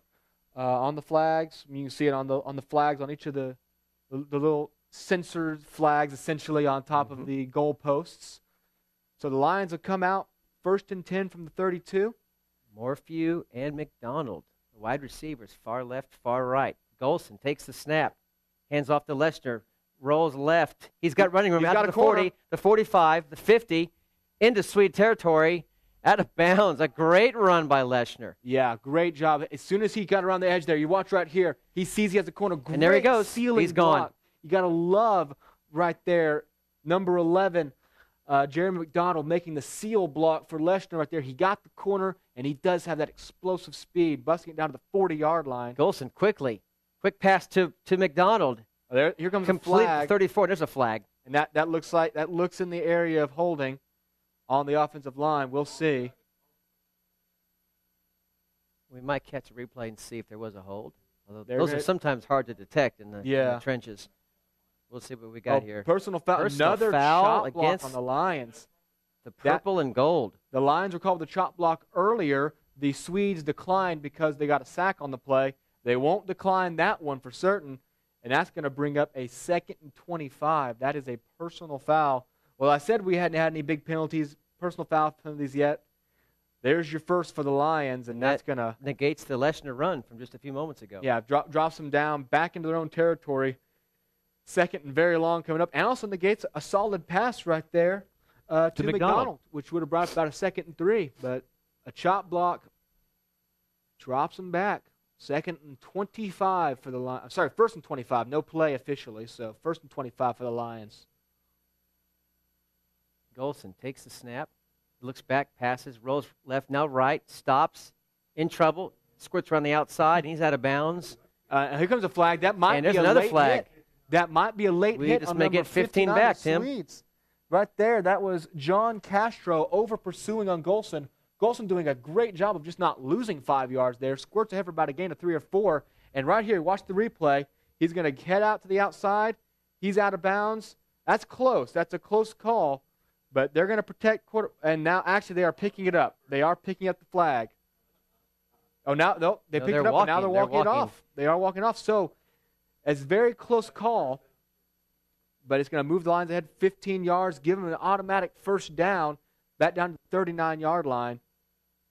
You know, like I said, you got to acknowledge when you're chasing after a quarterback. It's very possible if you hit a stocky running back that way, they're not going to call it. But the referees know they got to protect the quarterbacks a little bit more. Do. And so that was just enough of a late hit for the refs.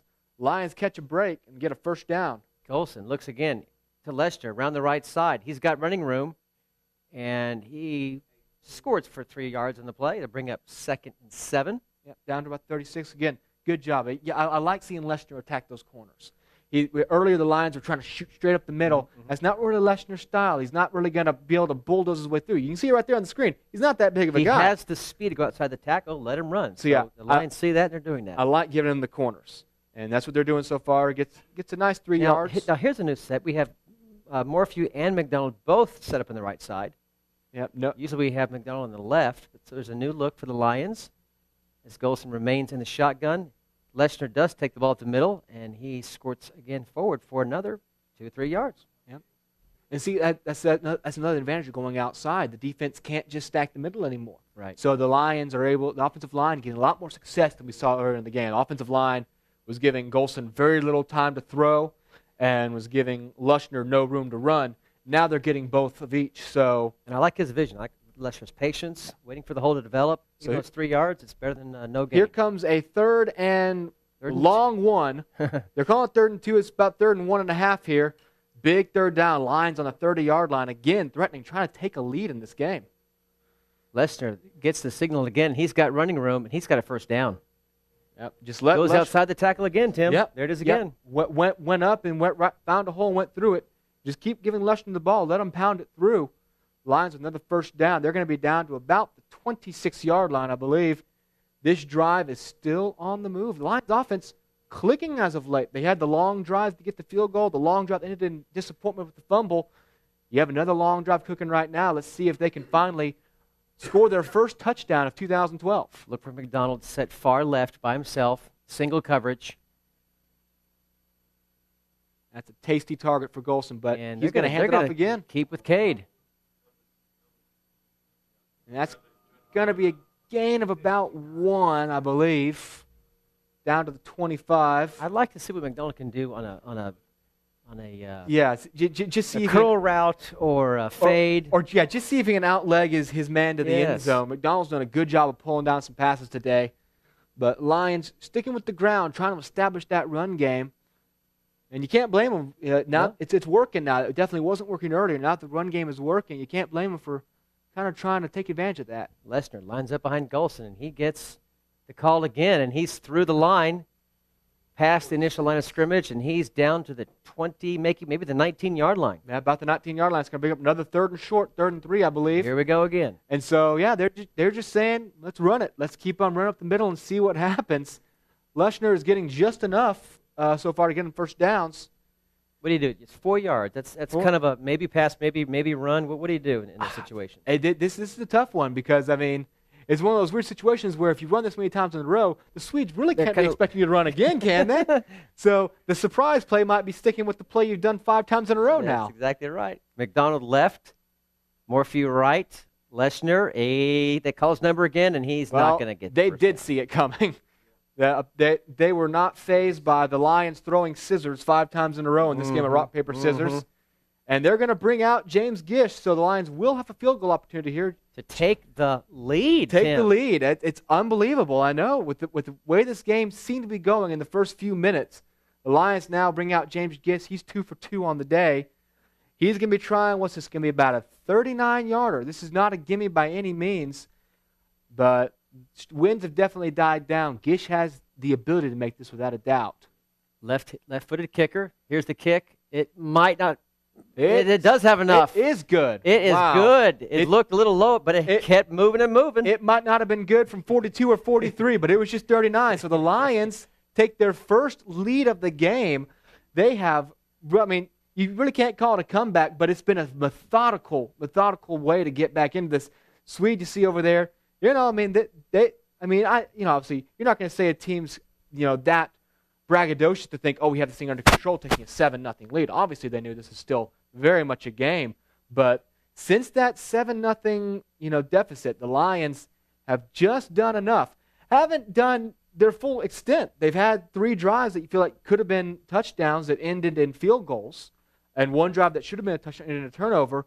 But either way you slice it, the Lions, with 7:47 left in the 3rd quarter, hold their first lead of the 2012 calendar. 3 Gish kicks gives you the lead, 9-7 against the last year, the 20th ranked offense in the NAIA, now being held to just 1 touchdown. Yeah, that's still where the credit of this game lies. Obviously, James Gish has the points, and Reed Golson's done enough to get the Lions down the field. But this defense, just amazing. Now you can't keep relying on this defense to shut them down every drive. You need that offense to still keep clicking. But right now, the defense, 3 huge turnovers. A lot of huge tackles, a lot of huge sacks. It's not that they're doing just enough. They're doing far more than enough. Oh, I think this is to keep this lead. Great hold and stop, and then put a few points on the board, and the Lions are getting more confidence. You can see it in their body language as this 3rd quarter progresses. Now here's the kick, and it's going to be taken right at the end zone, and it bounces through the end zone. So Gish with a touchback.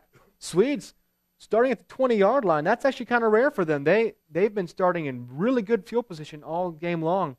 It's worth noting again, this is the number 24 ranked team in the nation. As of tonight, they are. They are absolutely the favorite in this game. They won 29-21 last year at home, and right now the Lions holding their own. Now this is interesting. I said they get the ball to 20. I'm wrong. The new rules with the kickoff happening at 35. The new rules state that you will get the touchback at the 25. There you go. So that way it prevents you from just booting it as hard as you can getting through there. It does reward the receiving team somewhat. A little bit, yeah. Gives a little back. So all sorts of new rules out here today. Well, just 2 really, but we've seen both of them in effect now. Here's the play back to pass. House, it's over the middle, over everyone's head. Yep. Nearest House's pass. Nearest player to that was Nick Econom trying to run underneath it. Couldn't quite get there for the turnover, but the Lions, again, now you feel like it might be the Swedes trying to find a way to punch it through, trying to throw deep, just trying to find a way to get through this Lions defense. The way we said the Lions are trying to get through the Swedes defense at first. Nick Econom invited to play in a seniors all-star game this December in Virginia Beach, Virginia, with some other NCCA and NAIA schools. So a great honor for one of our own. Yeah, it's cool to know that November won't be your last game no matter what. You get to go play one more game, one more honor. House. Hands well up the middle, moves right, and looks like he was he horse collared? Will they call a penalty? No, Linneber is going to go down, and I might as well point out that his helmet was coming off again. It sounds like I'm beating a dead horse here, but it's just a very bizarre fact. Jason Bethel on the stop. So yeah, the Lions shutting down Linneber, though. That's another thing. Linneber was looking very strong early on in the game. Lions are forcing him around to the edge where he doesn't quite have the speed. that he does as pushing forward, and they're pulling him down. So 3rd and long for the Swedes coming up here. Lions with another chance to force a 3 and out. Boy, and we're halfway through the 3rd quarter. Yeah. So you don't look at the clock yet, but no, but by no means. We've learned at SAGU Sports Live, you don't look at the clock till it's at zeros. Because we've seen enough craziness. House back to pass looks right. He's got a man complete. And that's going to be short of the first down, I believe. It's going to be close. That's going to be Brendan Martino. Really close. I think it's a yard short, Tim. And they're going to mark him at the 38. So it's going to be 2 yards short of the first down, I believe. 33, sorry. And it's going to be short of the 35. Here comes the punting unit. So the punt unit comes in. The Lions defense gets a 3 and out. And right now, I hate to tell the offense this, but they owe every guy on that defense a steak dinner if things stay the way they are at the moment. Lions like steak, don't they? Yeah, or at least a good meal in the cafeteria. I don't know what these defensive players will need if they can keep up the way they're playing right now against a very solid Swedes offense. Brad Heathcock set to return this punt. Kicked at the 23. It's a fairly good punt. It's going to bounce at the 40. Taken by Heathcock at the 35 and wrapped up about a yard later. Yeah, about 37 there. They're going to mark him. So Heathcock doing a good job there. I think he saw he had the room to catch the ball without getting jarred and having the ball pop loose.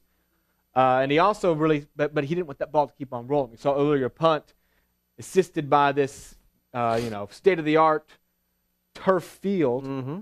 You see some of the defensive players down there, all smiles at the moment. Lions lead 9-7. Offense coming back out. We've seen really 3 or 4 consecutive drives from the offense that are just solid. And obviously, the Lions offense wants to see one of those drives end up in the end zone. But if they can keep it up right now. Throw back to Caleb Shelley, the 88, number 88, the tight end for the Lions. He had some good plays. He's their secret weapon. But Leshner right now is their not secret weapon. And he is tripped up. Yeah, just maybe a yard. A yard if he's lucky, and they're actually going to basically mark him for a half at the most. We're going to call it none and keep it at second we'll keep 10 it at here. second 10. So Caleb Shelley quiet after those two passes, the long 55-yard reception and the one near the end zone. Leshner just upended there by number 35, Josh Martin. From Miami, Florida. Wow. Oh, nice. Recruits from all around the states. Yeah. Kansas, Lindsborg, Kansas, not a very big town, but Bethany has a lot of draw. They have a very historic football program. Just get this. They won their first conference title in 1902. Wow. Golson, Golson's fumbles. in trouble. Now fumble. He picks it up, and he is tackled for a huge loss. A loss of at least 15. Yeah, close to 15. Yeah, it's going to be close to about 15 yards. It looks like Golson's running around here. And, yeah, number 35, Josh Smith again right there. I'm sorry, Josh Martin. 12-yard. Check that, 12-yard loss. Yeah, Josh Martin knocks the ball out of Golson's hand. That's going to bring up a 3rd and 22, I believe. But you got to breathe a little silently for the Lions there. You don't like having a 3rd and 22, but you like even less giving the Swedes the ball at the 25-yard line. So very good job by Golson to get on it. So, again, 3rd and 22 long. You just throw it deep and hope for a pass interference? I would say throw deep. Last time you got the benefit of a personal foul. You've had some deep passes. Keep trying that. If it's picked off, it's a deep ball anyway. Don't concede. Early snap by Golson. Here he goes. He's doing just that. He steps up.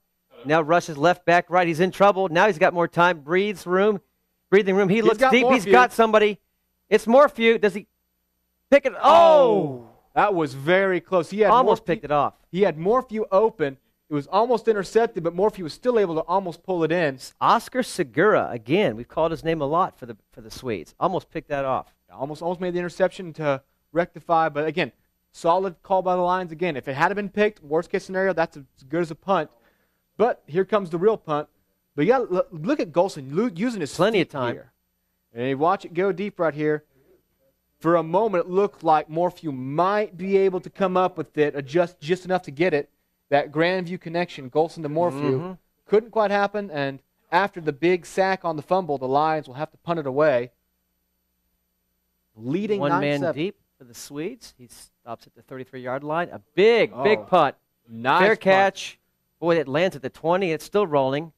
And it's rolling up now. It's up to the 23. So it loses a yard or two at the end there, but that's going to be a very, very nice punt for the Lions.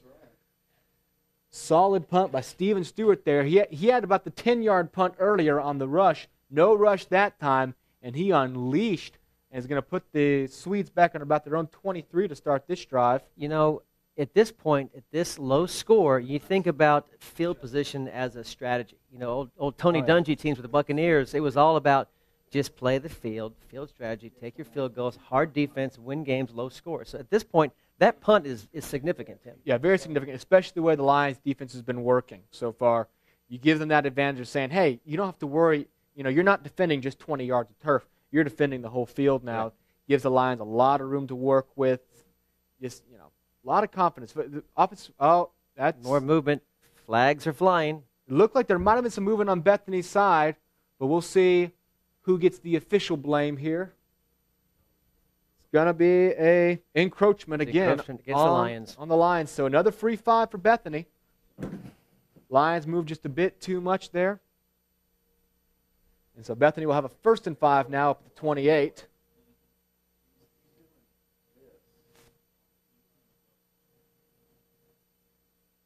House.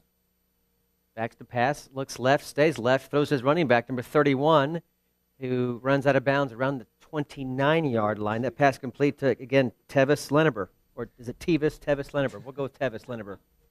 If anybody up in Lindsborg, Kansas knows, and we're really butchering this name, help us out here. Let us know. By the way, if you do live in Lindsborg, Kansas, you live in a pretty nice place, I want to point out. They're known for the Svensk Hillingsfest, which happens every 2 years, which celebrates. Sounds like a dance from Germany. It sounds pretty awesome, but the most important thing they're known for, in my mind, is Waffeldagen, which is International Waffle Day. And I could use that right about now. Oh, what House an throws a pass upending. out That is in the screen to number 24. Nicky Conham with a big stop right there. Takes out Dovenbarger. Wow, just goes low, flips him up right there. You see on the replay. Nicky Conham, like I said, we said earlier in the game, but it'll actually go for a 1st down, though. They didn't have far to go, and he gets the 1st down. They got the 10. So they got just enough to move the chains up. So 1st and 10 for the Swedes. You know, the Swedes, from their view, really need to put together a sustained drive and put points on the board at this point. You don't want to have the SAGU Lions go up, potentially 9, 10 points here. When you think about it, they haven't had a sustained drive all game. They had the short drive for the touchdown. Quick pass left to 24, who's going to run it out of bounds at the 40-yard line. That pass complete to, again, Zachary Dovenbarger. But yeah, the only sustained drive they had was the 1st drive of the game that got down around the 30 and had the interception. Mm-hmm. The touchdown drive came off of a short field. The drive that ended in the other interception came off of another short field. They haven't been able to really just march down on their own since their 1st drive of the game. So they're starting to threaten now, though. 2nd and 3 from the 40. Something's finally starting to work for them, it seems. Lions stay, look like in the 3-5-3. Or a 3-3. Yeah, 3-3-5. That's Lineber right there. Oh. And he's going to get up. Big hits. A lot of big hits, but Lineber, as we saw earlier in the game, is able to stay up that time. Muscles his way forward right to midfield, it looks like. The big W right there, playing in Waxahachie Indian Stadium. Lumpkins Field. And now we're going to a no huddle, looks like. House is calling out the play. Swedes looking like they did that 1st drive a lot, going no huddle, keeping the Lions on their toes and on their heels. Lions send 3 down linemen. For the rush, House up the middle to number 15, pass complete to the 45-yard line. That pass is complete to DeAndre Thompson. That's going to go for another 5.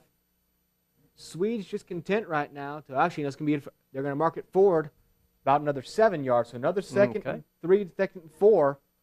Swedes definitely content right now to just take 6 or 7 yards at a time. And I think that's what they're doing. They're just going underneath the Lions' defensive back, getting just enough to keep the drive moving along, and it is moving. Looks we got 5 wide. Yeah, now 5 wideouts out to the left. 5 receivers. Oh, a dangerous pass. Very incomplete. Dangerous. Right there. If Rocky Davis had his head up a little bit more, number 20 for the Lions, he might have been able to pick that off, and that would have been 16-7 Lions. He saw it coming in the zip code. He was close. So that'll bring up 3rd and 3 now. Big 3rd down here. I wouldn't be surprised if this is 4-down territory for the Swedes, being in Lions territory with a short yards to gain here.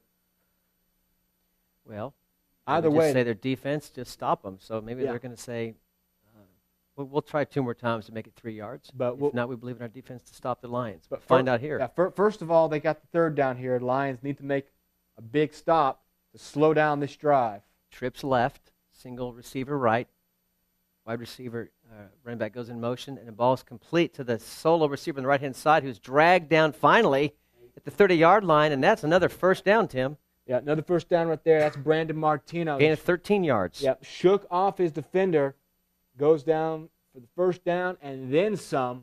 Now the Swedes are down to the 30. They're clicking. You see here on the replay, out there, Econom had a handful of his jersey, but just couldn't bring him down. Now the Swedes down to the 30-yard line. First No huddle. 10.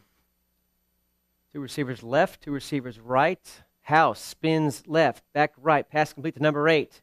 Martino again, and that's going to be another 10 yards exactly. And they're going to motion forward the chains. Another first down. House to Martino. And the Swedes are in the red zone, trailing 9-7. That's quite a few pass plays in a row now for the Swedes. Have they abandoned the run? I don't think so, but they've clicked onto something here. Yeah, I think they found a weakness. Like I said, they're going underneath of the Lions' defensive backs right now. They're not trying to challenge them. They're just getting what they can, and it's working. There's finally a run. Number 31 takes it on the outside and didn't get much distance, probably back to the line of scrimmage. Well, it looks like they're going to mark him back about half a yard, so call it first and now second 10 and 11 or 10 and a half or so. So they haven't abandoned the run entirely, but the Lions wish they wouldn't because they're doing a pretty good job of defending it at this point. You know, this game has been a battle of what happens at the 20 to 10. You know, we think they were going to score a fumble. You know, penalties push you back. So this is a really important series for the Lions to try to stop this Swede attack and maybe just hold them to a field goal. Hold them to a field goal or push them back. You know, not try to knock them out of field goal range if you can. Pass. Hit. Intercepted.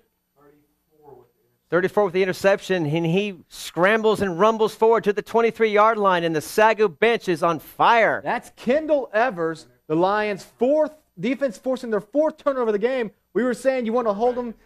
You want to say, oh, and it looks like he got an injury right there. Darby House, the quarterback, House number 3. Off. What an interception. Again, Darby House, you know, look at this replay again right here. Darby House faces a lot of pressure, and Kendall Evers is just there to receive it. He just stayed home in the zone. He stayed right there. Stayed in his spot, read the quarterback's eyes, and received his telegraph. 3 interceptions by Lions defense here. I credit the coaches for that kind of play. That's a great coached play right there by the linebacker. So another huge Golson now, screen right. He's pass complete. Around the outside. That's to the 28-yard line. That's McKinley. That's McKinley getting up to the 28. So again, you're saying this game has been all about what's happening inside the 20, inside your opponent's territory. For the Swedes, that's 3 turnovers. There now. it is. There it was.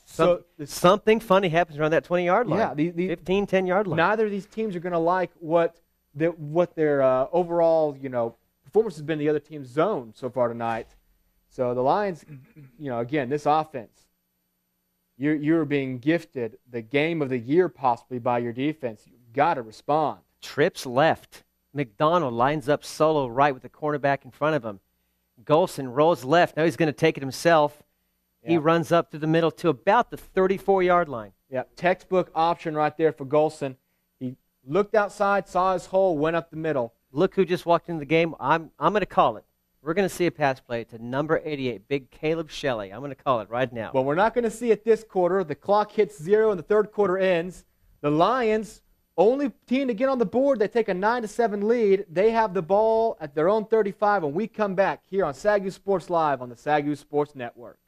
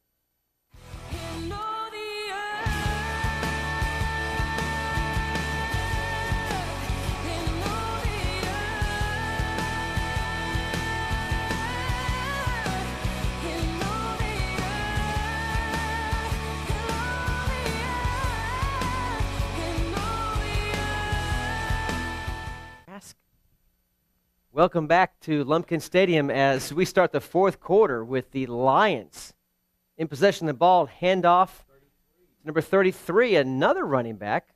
Cade Leshner actually did not get the ball this time. That goes to the 39-yard line. 33. That's Winston Stiles, an offensive linebacker, according to Stiles Winston. Stiles Winston. He's an offensive linebacker. Defensive linebacker, but he got a carry there. He's apparently. defense, but plays offense. So. Unless somebody did a change of jerseys there. Lions trying a very unique look there in the backfield. Bring up 2nd and 6. Golson, again, hands off to number 33 again. This and time he's just stood up. Didn't get any gain there. Stiles Winston, a defensive player in the roster, but offensive on the field. So go figure. It's hard to track that one down when you see a new number in there and you're looking at the wrong lineup sheet. Which tells me something. Castillo must be injured or something to It's very possible. Him. Yeah, because Castillo was supposed to start. Was supposed to start the game, and with Leshner taking a break out. You think the second string would have been Castillo, but so he's not on the bench. We call one of Castillo our players to watch. If you see him, let us know.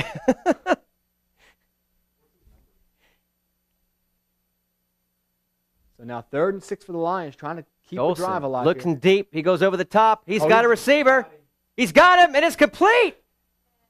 The Grandview connection. No, that's to McDonald right there. Jeremy McDonald down to the 15-yard line. Deep pass. He had him the whole way. Ball was slightly underthrown, but McDonald was able to reel it in. Lions with a chance to go up by a decent amount here if they can get in the end zone. The sophomore from San Antonio, not Grandview, but from Texas nevertheless, with a big catch Huge for the SAGU Lions. So we have 2 big passes from Golson now. Lions down the 15-yard line. I'm going to say it again here. I love James Gish. I love his 3 field goals he has. But if you're the Lions, you can't see him out here again on this drive. You've got to punch this in for a touchdown. Take a 2-score lead if you can. Big play here for the Lions. 1st and 10 at the 15-yard line. They're knocking on the door. They're going to run, and it's going to not work. So we've seen that a couple of times now. Yeah, Leshner dropped back. Big play followed by a disappointment. You lose 5 yards. We've been talking about these penalties. Well, 4-yard loss, they're calling it technically. You lose 4 yards up there. Now you're 2nd and 14 from the 19. The dreaded 20-yard line again. Let's have something not bad happen here on the 20, 15-yard line. Something weird inside the red zone tonight for sure. Lions need to overcome that. Golson sends 3 right. He's got McDonald alone on the left in the shotgun. Here's the snap. He looks right. Quick pass to number 4. He jukes. He's still open. He's down to the 5, down to the 4, down to the 3.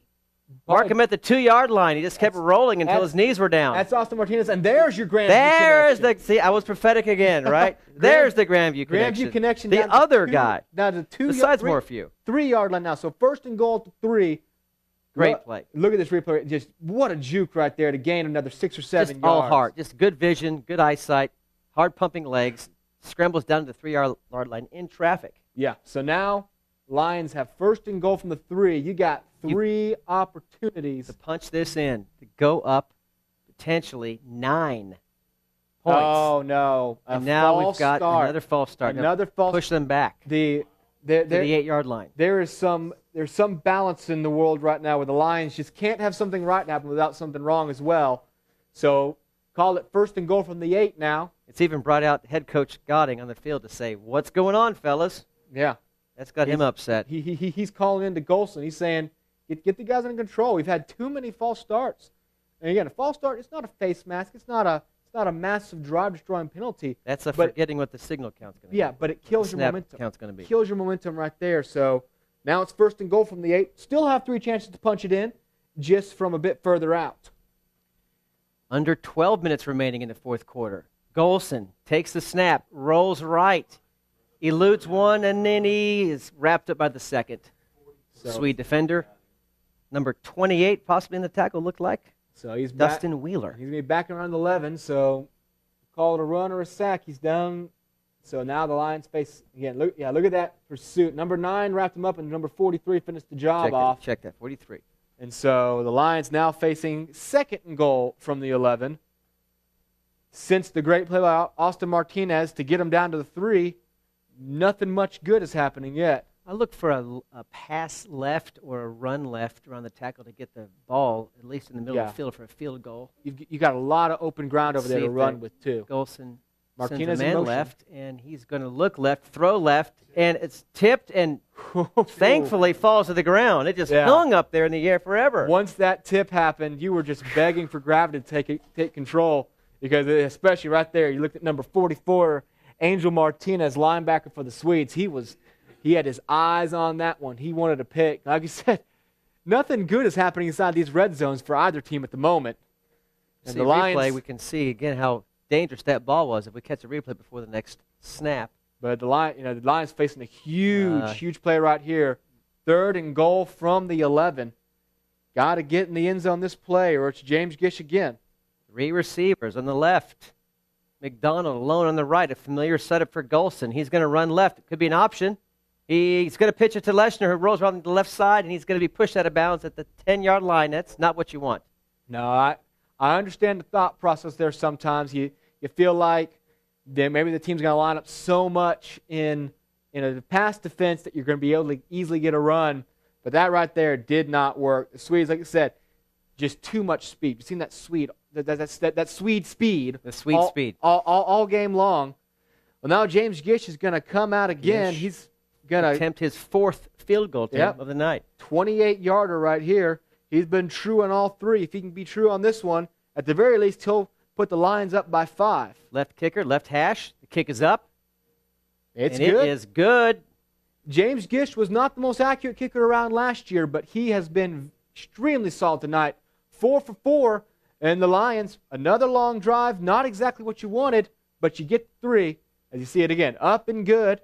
Lions leading by 5 with 10:19 left. And again, obviously, we don't clock watch at SAGU Sports Live. It's a rule. We've learned. Since we've started covering games, we've seen more craziness go down on this field in and the field last up 4 minutes of the ball game. Yeah. So we're just saying we're in the 4th quarter. You don't clock watch with 10:19 left, no matter what. Well, you just said the time. You just said. Well, we're clock I can see the time. I can see the time. So Because all I'm going to say is 10-19 means nothing for the Lions. But it does help that you're now over a field goal margin. Now the Swedes are thinking, if the Swedes want to take a lead, they have to score a touchdown. They have to score a touchdown. And they not on this drive. They can kick a field goal this drive. But at the very least, you have, your largest lead of the game, up by 5 now. Lions on a 12-0 run. That's correct. That's pretty impressive in basketball. Not so much in football, but at the very least, it's been slow and steady. That's by paper cut. 4 straight field goals, just chipping away. And now they've earned a 5-point advantage. So the Swedes find themselves in a hole, 24th ranked in the nation against the SAGU Lions from Waxahachie, Texas. Can they hold on to the lead in the last 10 minutes? Oh, I shouldn't have said that. We're clock watching. Yeah, no, let's not say that. You're at a lot of clock watching, but I will say this right now. This defense is in a good place at the moment. They are shutting down as the kickoff is away. Short. It's going to be taken. Yeah, very short. By the up man. Number 24, the up man, he finds a hole, squirts out, and he is wrapped up at the 30-yard line on a short kick. Yeah, short kick. I almost wonder if Gish didn't just find out about that rule when he kicked the last touchback. When they walked up to 25, I wouldn't be surprised if he was like, wait, that's all a touchback does? I might as well kick it short and let my guys try to stop him below the 25, because I honestly could say I couldn't remember the rule up until that point that the touchback is 25.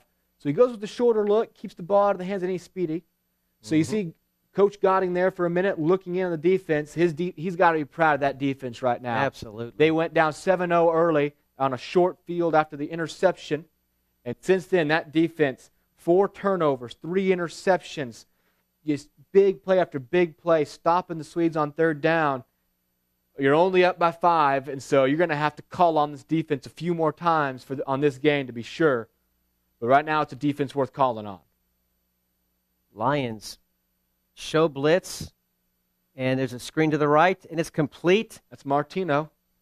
So the Swedes go right back to their same, again, what they were doing was working last drive, going underneath the Lions' defensive backs, not trying to challenge them over the middle, just going underneath, getting 6 or 7 yards. It was working perfectly, and just the SAGU blitz was able to throw them off just enough to get that misplaced throw for the interception, killing the Swedes' drive and helping the Lions drive down for another field goal. But now it's 2nd and 2, and the Swedes, like I said, it was still a drive that could show them they could have success. So they're by no means in desperation mode because they know they have an answer. They just have to be able to, well, give it. House sets a man in motion. Hands off to number 31 to fake pass. The ball's already in the hands of the running back, and he gets maybe a yard. Maybe yard and a half. It's close to the first down. It's going to be short, though, so it'll bring up another third down.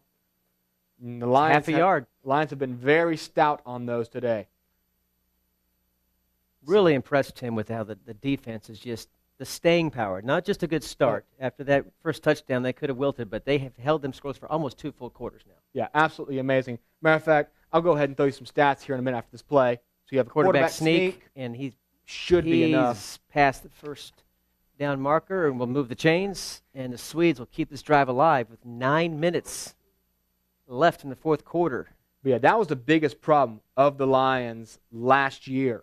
The second half, the points they give away, they gave up 35 points to Southern Nazarene in the second half, gave up 44 to Bacone. Teams were just dominating the second half. Lions have held the Swedes scoreless since early in the first quarter. Hand off to Lineber here. Lineber here runs to the right and met by about 3 Lions for a gain of 1.5, maybe 2. Call it 2nd and 8 for the Bethany College Swedes, who they're not desperate yet, but maybe they're looking at the clock. Well, I mean, they have to look at the clock because at this point, if you punt it away again and you give the Lions the ball back, their offense has been able to click down the field pretty decently. And, one of these days, whether it's this week or next week or 3 weeks from now, this team will score a touchdown.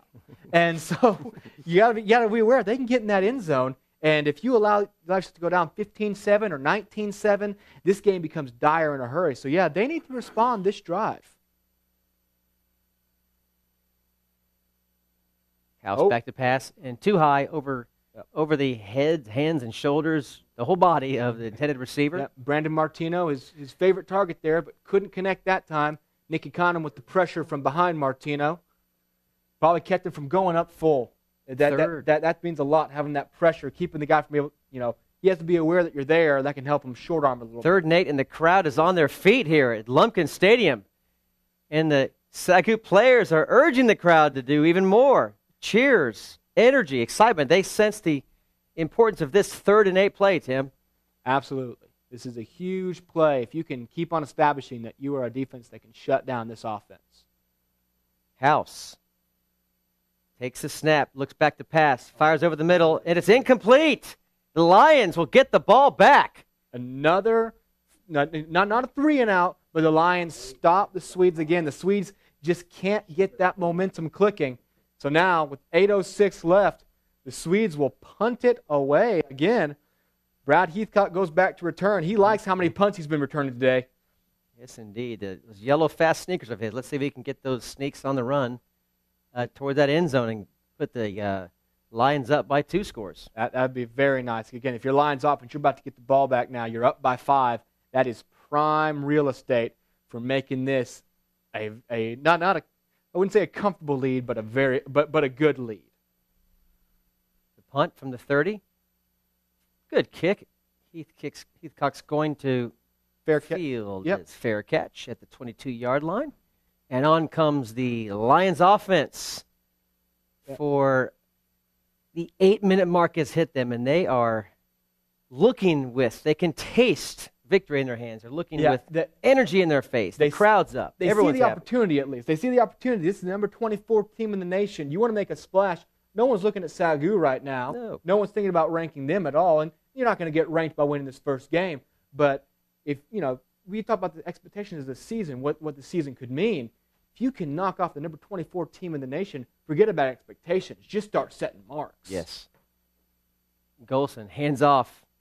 Lushner. He's got some room. He's still on his feet, down to almost midfield. There's a flag back at the line of scrimmage, so it's going to be a hold. Unless that's somehow on the Swedes, that is more than likely going to bring this all the way back. We're going to walk this one back.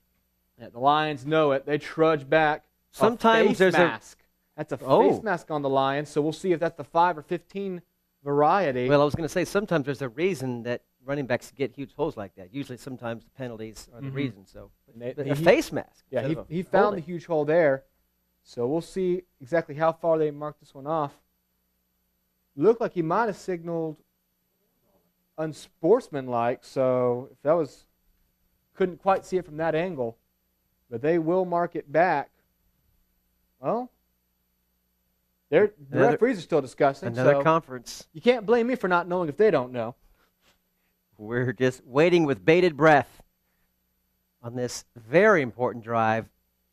Midway through the fourth quarter, the Lions looking to just keep the pressure on the Swedes, Tim, with this improbable 12-7 lead against the 24th ranked Swedes from Bethany College. And yes, the Lions are walking backwards. Yeah, so that is a face mask. It's going to be a so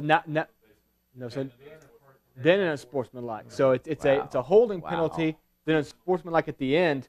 So you are now in the shadow of your own end zone, back at the 6-yard line. Well, it's like a long punt. Just put that behind you. Just imagine the guy put it over your head and it rolled down to the this long punt's going to have 6-yard line. A first down and forever. First down and 27. First down and 27. I don't. What plays exist in I'll tell you what the for play first downs and 27? That Grandview connection. Get that Nick Morphew fly pattern working. We got to get that copyrighted if you're going to say that often this year. Gilson is back. Got to be careful here. Can't have a big mistake. They're going to keep it on the ground. He keeps it himself. He runs left, and he is brought down by number 9 for the Swedes. It's a good play by Stephen Williams. So he gets out to about 10. Erases, or no, up to about the 12 they're marking, actually. So that was just to get you away from the end zone. Yeah. Try to not. Yeah, so now you safety in view. 2nd and 21 now. Now you can think about actually getting the first down. Try to get maybe a 10 or 11-yard pass here. Absolutely. Then have a 3rd and makeable at least. So that was a good play. Just to you don't have to worry about stepping out of the back of your own end zone. Martinez and Morphew line up right. Man in the slot, and McDonald left, and Golson throws to the right. That's to Martinez. Number. Is that Martinez? Yeah, no, that's numbers. Oh, sorry, McKinley. That was McKinley right there, actually, who got out to the 16. So the Lions chip away 6 more yards, and now you're looking at a 3rd and 15.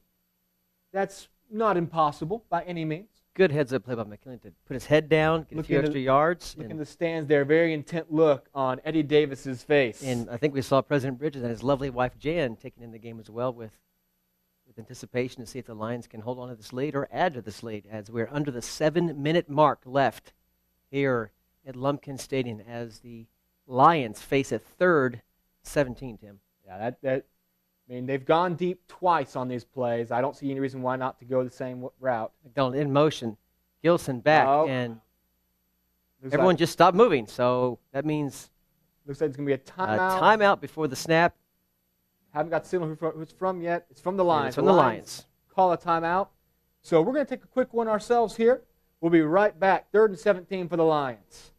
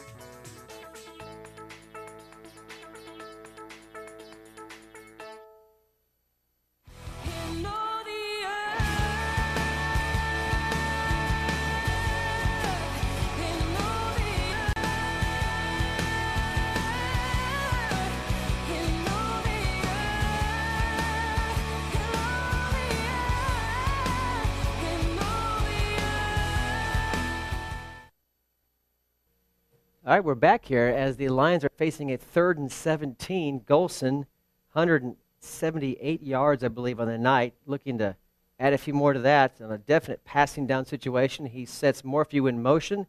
Here's the snap. He rolls left. He's in trouble, and he is going to go down, and he's going to lose all those yards he gained on the last 2 plays. And it's going to bring up a long 4th down, and Here comes the punting unit for the SAGU Lions. Yeah, and we talked earlier about field position, how in a close game like this, how much it means. Well, now you're unfortunately lining Steven Stewart up in your own end zone. He's done a pretty good job punting tonight, but his one bad punt came on a heavy Bethany rush, and I would not be surprised with the Lions standing in their own end zone right here. Trevor Smith set to receive inside Lions territory, Tim, at the 41-yard line of the Lions. So, yes, a battle of field position is facing us right here if this punt is not big along. There's a bad snap. Does he get it away? Yes, he does. Not a great punt. And it's a fair catch at the 35-yard line. So, great starting field position as we're under 6 minutes left. The Swedes are down by 5. And they are definitely within striking distance now. Their only touchdown of the game came on an interception around the 35-yard line also on this end of the field. That's right. So they are right now they have it in their minds to try to book in that. And I can say right now, with them already this deep in Lions territory, they'll be in 4-down mode this entire drive with only 5:36 remaining. Field goal's not going to really do it at this point. So, can the Swedes pull out an improbable come-from-behind victory, or will the Lions hang on with the 4 field goals and a 5-point lead? We'll find out here as the Swedes set up shop at the 35-yard line. House takes the snap, handoff up the middle. Maybe a 2-yard gain, number 95 on the tackle. And so, the Lions defense. Rashad Richardson, haven't called his name yet. Yeah, the Lions defense, they have done nothing but the absolute best of work. And they need one more good stop here. That's what they might need. Seal this thing. House looks over the defense. Two receivers right. He's looking right now down the middle. He steps up in the pocket. He looks. He throws deep in the end zone. He's got a man. And Too it's far. Too far. Oh, and that's, receiver almost hit the post. Yeah, I thought field goal. We can go ahead and call the field goal post the 12th man. Yeah, the defender right there. You could tell that he was sensing it. Yeah, you could absolutely tell that Thompson's I don't arms that ball. I'm not catching that ball. Yeah, he was running forward and he felt like sometimes you see a right fielder wince as he goes into that right field wall. He saw that there was a pole coming. He took a half step under. Close call for the Lions, though. They almost found themselves behind. Self-preservation kicked in for that play. So we'll try it again here at 3rd and 8. Big play for the Swedes. 3 receivers. House pumps left. Now goes left. He's got a man. He's wide open. And he's tripped up. And he's going to be tripped up in the end zone for a Swedes touchdown. And the Lions give up an improbable score. Yeah, that was DeAndre Thompson again right there. Look at this. Yeah, he just absolutely beat out number 22, Shaquem Taylor there. Shaquem Taylor has 2 picks on the night, so you're not going to be pointing any fingers at him at the end of this game, but he absolutely got beat on that one. So now the Swedes are probably going to go for 2 here, trying to stretch their lead to 3 points. The pump fake froze him for just a moment, and that's all he needed, and he was free. And those 2 steps, easy pass, easy touchdown. The drag was too late, and we are now looking at potentially a 2-point lead for the Swedes. Well, now the Swedes are they're going to go for 2. Check that. They're going to go for 2. They want to go up by 3 we want to here go if by they can. 3 to allow a field goal to tie the game. Should the Lions get in and that's bouncing close the air possession, but it's incomplete. So it will remain a 1-point lead. Nothing doing. So the Swedes. So Stewart. Yeah. Or I should say Gish. Gish is in play to be the hero of this game, Tim. Well, it's too soon to call that yet, but the Lions, again, you can't blame the defense too much. The poor possession by the offense, you had the penalties that sent them back so deep. They were unable to climb out of that hole, and then not a very good snap on the punt. Swedes got the ball at 35, and just like on their first touchdown, they didn't have to go far to find the end zone. Now the Lions offense, they've been able to put together some good sustainable drives on this game. They need one right here.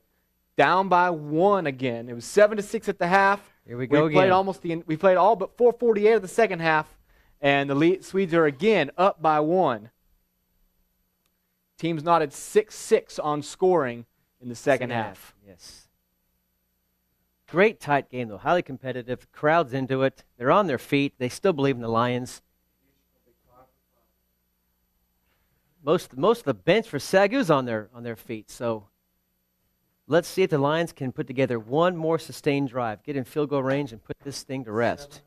Or just go ahead and walk it in for a touchdown. That'll work too. No one's saying you have to. Squib kick short, take it to 22, and he's just going to take a knee. It's not a bad play. Not a bad play. Don't need for a fumble. No need for a fumble. I would have scampered for about 4 more yards and then taken the knee. He had that to go, but he goes down at the 27, so that's where the Lions will begin. You know, very similar to last year's home opener for the Lions. They were playing Howard Payne. Lions led late in the game. They're actually up 14-3. Been a very slow, very low-scoring game. Then Howard Payne rushed back, took a 1-point lead, and then it was Golson who came in with under 2 minutes left and orchestrated a hurry-up drive to score the game-winning touchdown. Well, Mr. Golson, try to make lightning strike twice here is all you can say. Golson takes the ball, runs left, elects to keep the ball himself on an option play, and push backward for what looks to be a 2-yard loss, Tim. Yeah, that option has not been finding. See, it's worked a couple of times, but more often than not, Bethany's been able to sniff it out and knock them down. So now 2nd down and 11.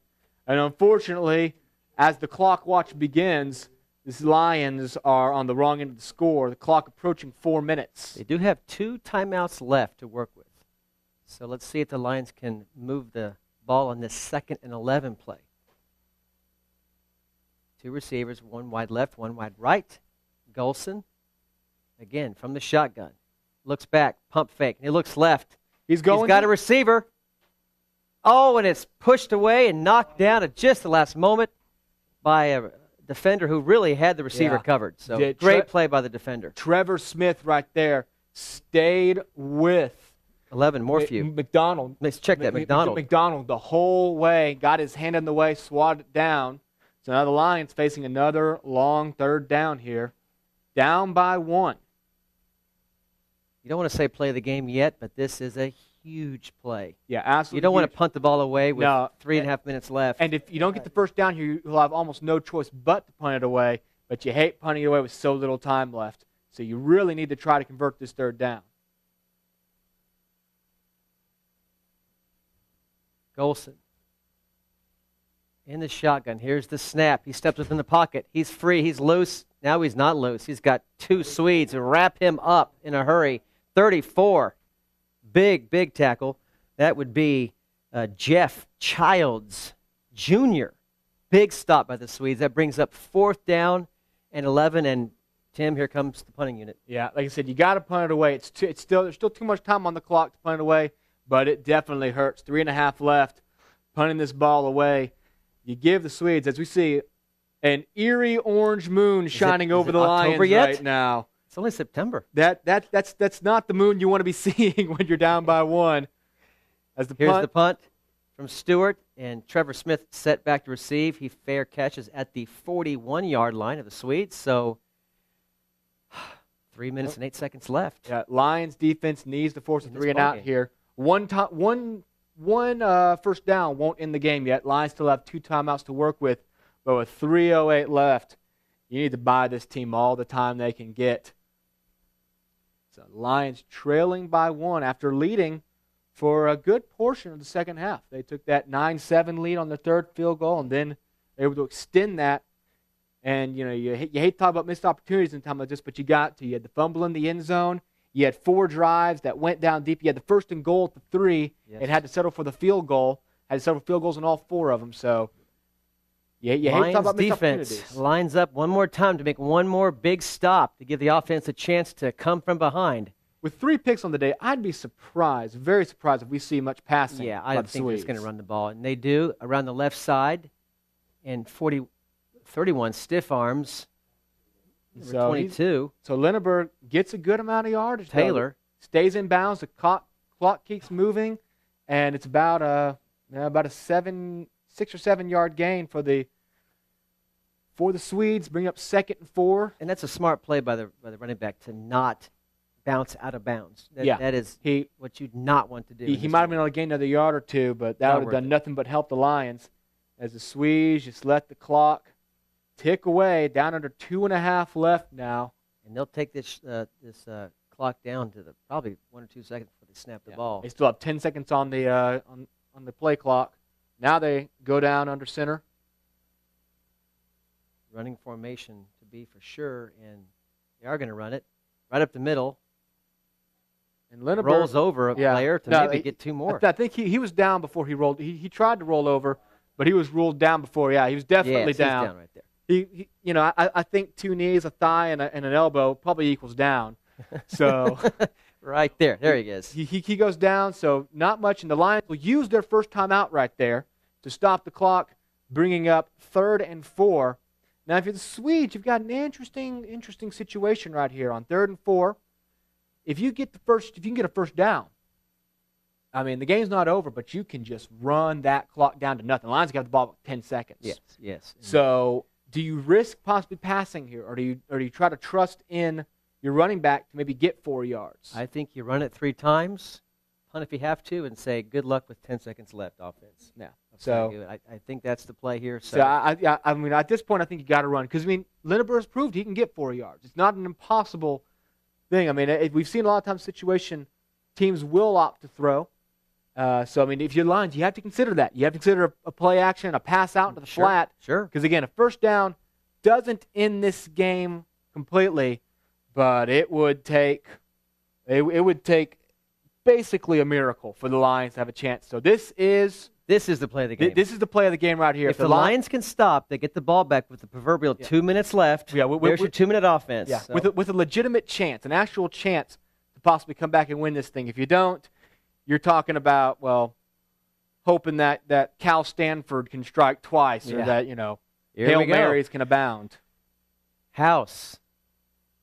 Oh, the Lions stepped over. Offside. That's going to be a 5-yard penalty, and that's going to give the Swedes a first down. This play is irrelevant, and the Swedes just bought themselves another 1.5 minutes of time clock. These offsides play. These 5-yard penalties have hurt the Lions all game, and it might have just cost the Lions the game. Too much pursuit on the defense. The man stepped over on the snap. The running back was stopped short. He was stopped 2 yards short. It would have been a punt. But it won't matter. With 2:01 left, they will roll the clock here in a second. As you see the Lions on the sideline, they know what it means. They know that their chances of winning this game just went down a long way. Crowd's still on their feet, though. They believe in the Lions. Something good could happen here. So the game's not over. But the Lions have put themselves in a big hole with now under 2 minutes to play. Clock is running. The ball at midfield at the 48-yard line of the Lions. And once again, the Swedes will probably run this ball again right up the middle. I don't anticipate any pass at this point in the ball game.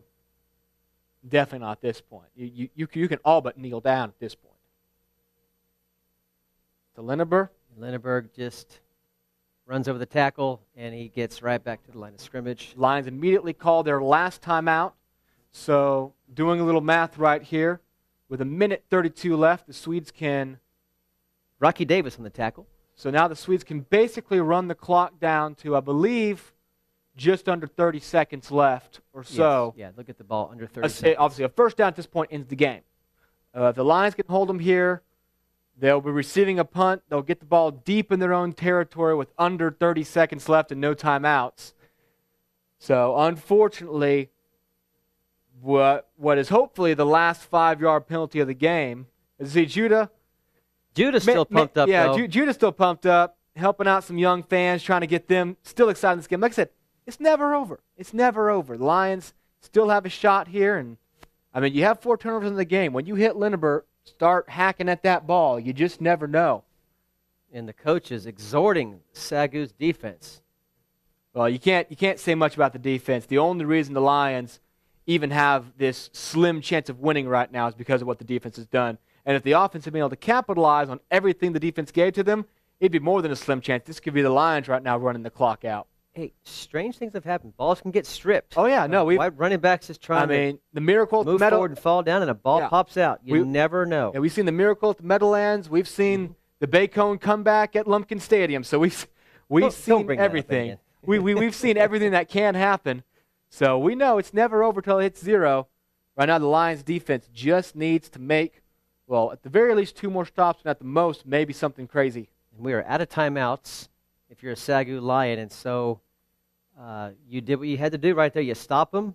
It brings up 3rd and long, and the clock keeps ticking. We'll go under 1 minute left by the time the punt happens. Yeah, because now the clock's going to run down to the clock's going to run it down to about 40 seconds left. So I was wrong. It's going to be under 20 seconds at least before the Lions get the ball back.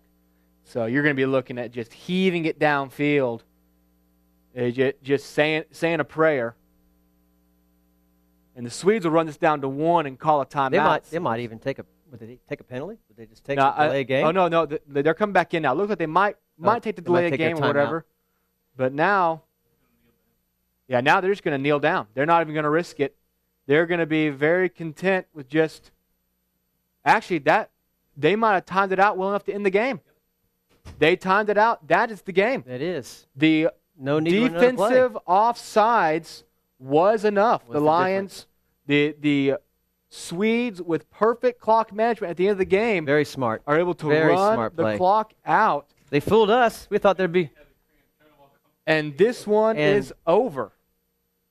The Lions, I mean, you went toe-to-toe with the number 24 team in the nation. Sure did. But unfortunately, they don't give you toe-to-toe points in the standings. They're going to lose the opener here in, well, rather heartbreaking fashion, 13-12. 13-12, a heartbreaking loss.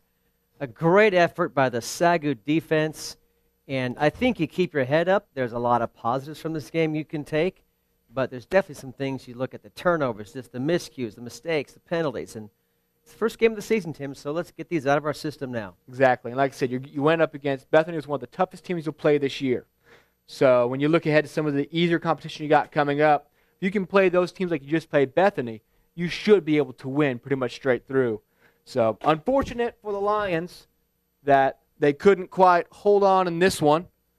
They fall 13-12 after Bethany, uses 2 short fields to get both of their touchdowns. It was a battle of field position, as we discussed in the second half talk.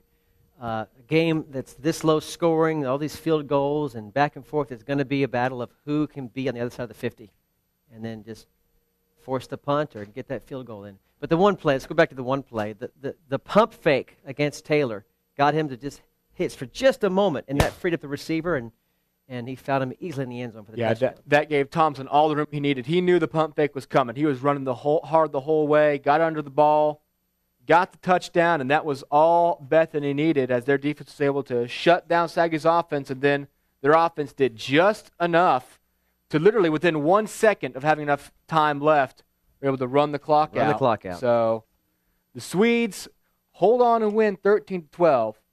We'll be back with post-game comments and perhaps some post-game interviews here in just a moment on the SAGU Sports Network.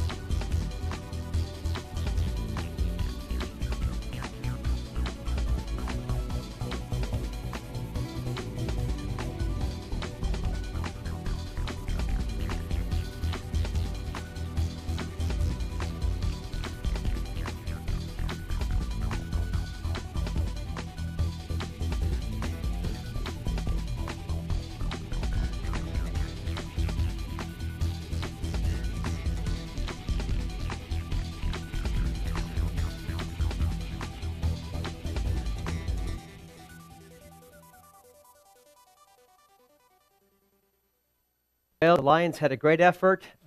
They led much of the third and fourth quarter, but fall just 1 point short, a 13-12 loss to the 24th-ranked Bethany College Swedes. And really, it was an entertaining game, low scoring, a lot of good defense. And I think they can build on some things they saw in this game, Tim. Yeah, absolutely. I mean, obviously, the improvements for the defense I see are none. The defense pitched almost as perfect of a game as you can pitch against an offense as good as Bethany. Shut them down most of the game. forced 4 turnovers. The only reason the offense was even getting the opportunities they were getting was because of the defense. Obviously, on the offensive side, you just got to look at taking advantage of those opportunities. You only had 2 turnovers. You were +2 in the turnover margin. You only had 2 turnovers to Bethany's 4. But those 2 turnovers were extremely costly, essentially a 14-point swing on those 2 turnovers in a game that you lose by 1. Hard to see a ball go in the end zone. You have it, and it somehow pops out, and they land on it, touchback, and that was a huge crush in the first half. It was a huge crush, but you got to give the Lions credit. They came out, they weathered it. They got 2 good drives after that. Defense held strong the whole way, and they were able to take a lead and hold the lead for, like I said, most of the second half. And again, at the end, field position just too much to overcome. We always felt like the Swedes, like I said, the Swedes have an answer. Just the matter is, can they give it? And at the end, they only had 35 yards to go, and they said, this is our answer. We're going to be able to get past this defense just this once. I think the good defensive performance tonight, all withstanding said, puts the Lions in position to have a good season. Defense wins championships, they say. So yeah, no, I mean, we'll have a good season. I don't think many teams could be upset in their first week about a 1-point loss to a number 24 team. If a number 23 team loses by 1 to a number 24 team, they can still see the good things. Lions obviously aren't number 23, number 24. They're further back in the pack right now. So being able to hang with one of these better teams, like I said, we got some easier opponents coming up. We got Howard Payne coming up, beat them last year. Austin College back here on September 15th. The week after that, we beat them also. So you look at those games and you say, all right, if we just play as good as we played against Bethany, the odds are these teams won't be able to hang with us. So I do see a lot of promise in this. There is a silver lining to this cloud. There is. The moment that the cloud is, you're 0-1 again, unfortunately. But the silver lining is, you don't have to stay that way for long. In 7 days, you get another go at it, and you get a chance to win a game. In a minute, we'll look at final stats from tonight's game, so stay tuned right here in the SAGU Sports Network. We'll be right back.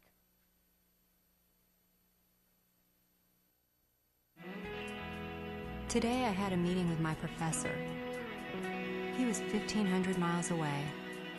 Today, I attended an amazing lecture, and my coffee house was my classroom. Today, I took my final exam at my favorite place to take tests.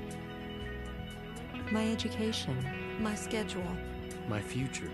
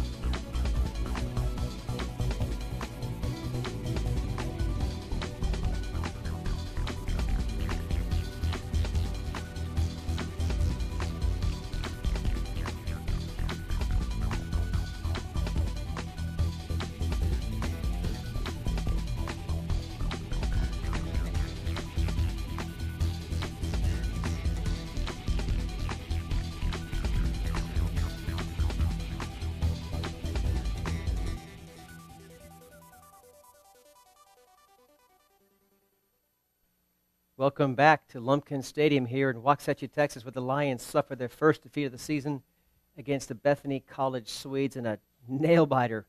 13-12, went down to the last few minutes, Tim. It could have gone either way, but the stats show that we didn't come up quite on top. We're 1 point short, so we've got some stats to go over now with the Bethany College team and the Southwestern team. Total yards, real close, 260 yards for Southwestern, 238 for Bethany College. Passing, 178 for SAGU and 163 for Bethany. So real close game. Usually all through the stat sheet, all you see is identical numbers. Very close. 15 first downs for Bethany to 13 for SAGU. 61 offensive plays to 60 for Bethany. 82 rushing yards for SAGU to 75 for Bethany. This is the stats you see in a 1 point game. Absolutely. And this was a perfectly evenly contested game that Bethany found the end zone twice and SAGU found the goal post 4 times, and the math plays out in Bethany's favor. Leshner, 19 carries, 74 yards. Golson, the quarterback, held the ball and ran 16 times for 53 yards. Lost 43 yards running. So that's he only netted 10 a game. Yeah, he netted 10 on the game. So.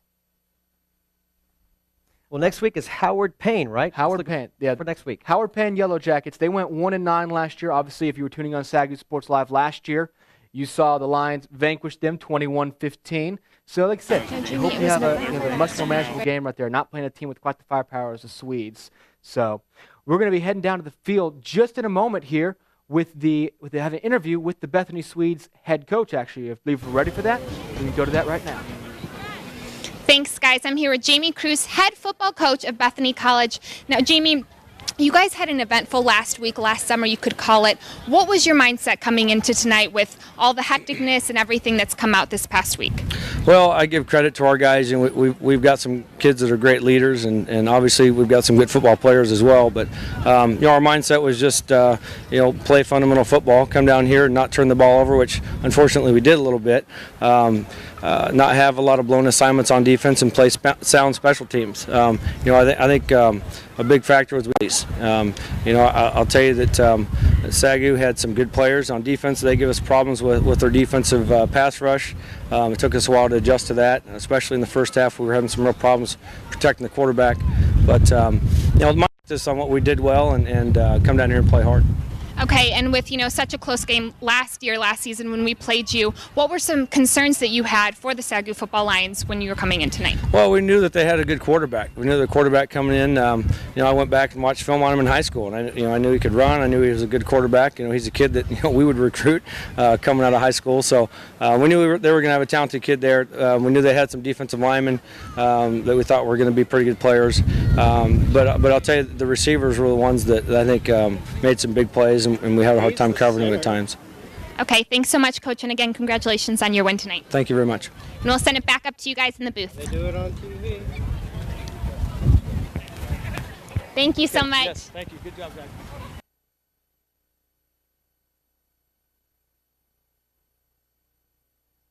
Season off, when you're down to a team that you know you should beat, you can panic. You start kicking yourself. They did just enough. They got the ball back. They drove down. They got the touchdown. And again, I just love the game manager at the end. They fooled me entirely. I was doing the math in my head. I'm like, okay, there's no way they can ice this clock. Their coach is over there with a stylus and a calculator, I guess. He's like, nope, here's how we do it. Kneel down. Game's over. You know, we're at 0. So our player of the game for the Bethany Swedes is going to be Brandon Martino. 7 catches, 85 yards, and a touchdown. The first touchdown of the season for the Swedes. Had the first touchdown to put him up 7-0. And for the Lions, we're going to go ahead and give player of the game to James Gish. Absolutely. He had some struggles last year. He's only 6 for 13 on field goals. He answered every time the Lions called on him. He was 4 for 4. Including a 39 or 40-yarder? Yeah, he had a 39-yard field goal, a 34-yard field goal, and a pair of 28s. So he answered every time he called him. Also, if you look at kickoffs, did a good job of pinning the Swedes back on kickoffs. So James Gish really kind of evolving. Like I said, he's had some problems in the past. Really good game. Didn't show it tonight. No, didn't show it tonight. Also, you look at some other key players for the Lions. Shaquem Taylor had the 2 picks, very huge, and another interception for the Lions. McDonald had a lot of all-purpose yards. Yeah, McDonald. And Golson, 112 all-purpose yards. Golson's stats don't come out looking too shabby. 12 completions out of 24 attempts for 178 yards. No touchdowns, been a pick. And then Lushner, he had some moments. He got shut down early and late, but in between, he gaining yards, got 74 on the night. So not bad stats, but what you see here is you see all these offensive stats lacking one thing, and that's a touchdown after their name. That's right. If that had happened at any point, this is a very different game for the Lions. We're singing a different song tonight. So, all right, well, we'll be back next Saturday, actually. We, at SAGU Sports Live, we love debuting things. Soccer. Last year we debuted volleyball. This year we're going to be out at Lions Field over at the campus of Southwestern. We're going to be debuting the Lions opening soccer games. I believe that starts at 2 o'clock, I want to say, against Louisiana College out of Louisiana. Women's and men's games. So come check that out. It's going to be a great time for us just to debut yet another SAGU sport to everybody out there watching. We'll be right back here in Lumpkin Stadium. 2 weeks from tonight? 2 weeks from tonight, September 15th at 7 p.m. Be here at 6:45 for pregame as the Lions are going to be taking on the Austin College Roos coming down from my old hometown of Sherman, Texas. So. And before we say goodbye, go to our Facebook page. We'd love to hear your comments on the good, the bad, the ugly, how we can improve our presentation for you, our viewers. Thank you so much for watching us on SAGU.tv. Look to see you again, this weekend against us in the soccer game. 1 week from tonight. Be there and enjoy a nice debut, and we ask all you to enjoy a great weekend.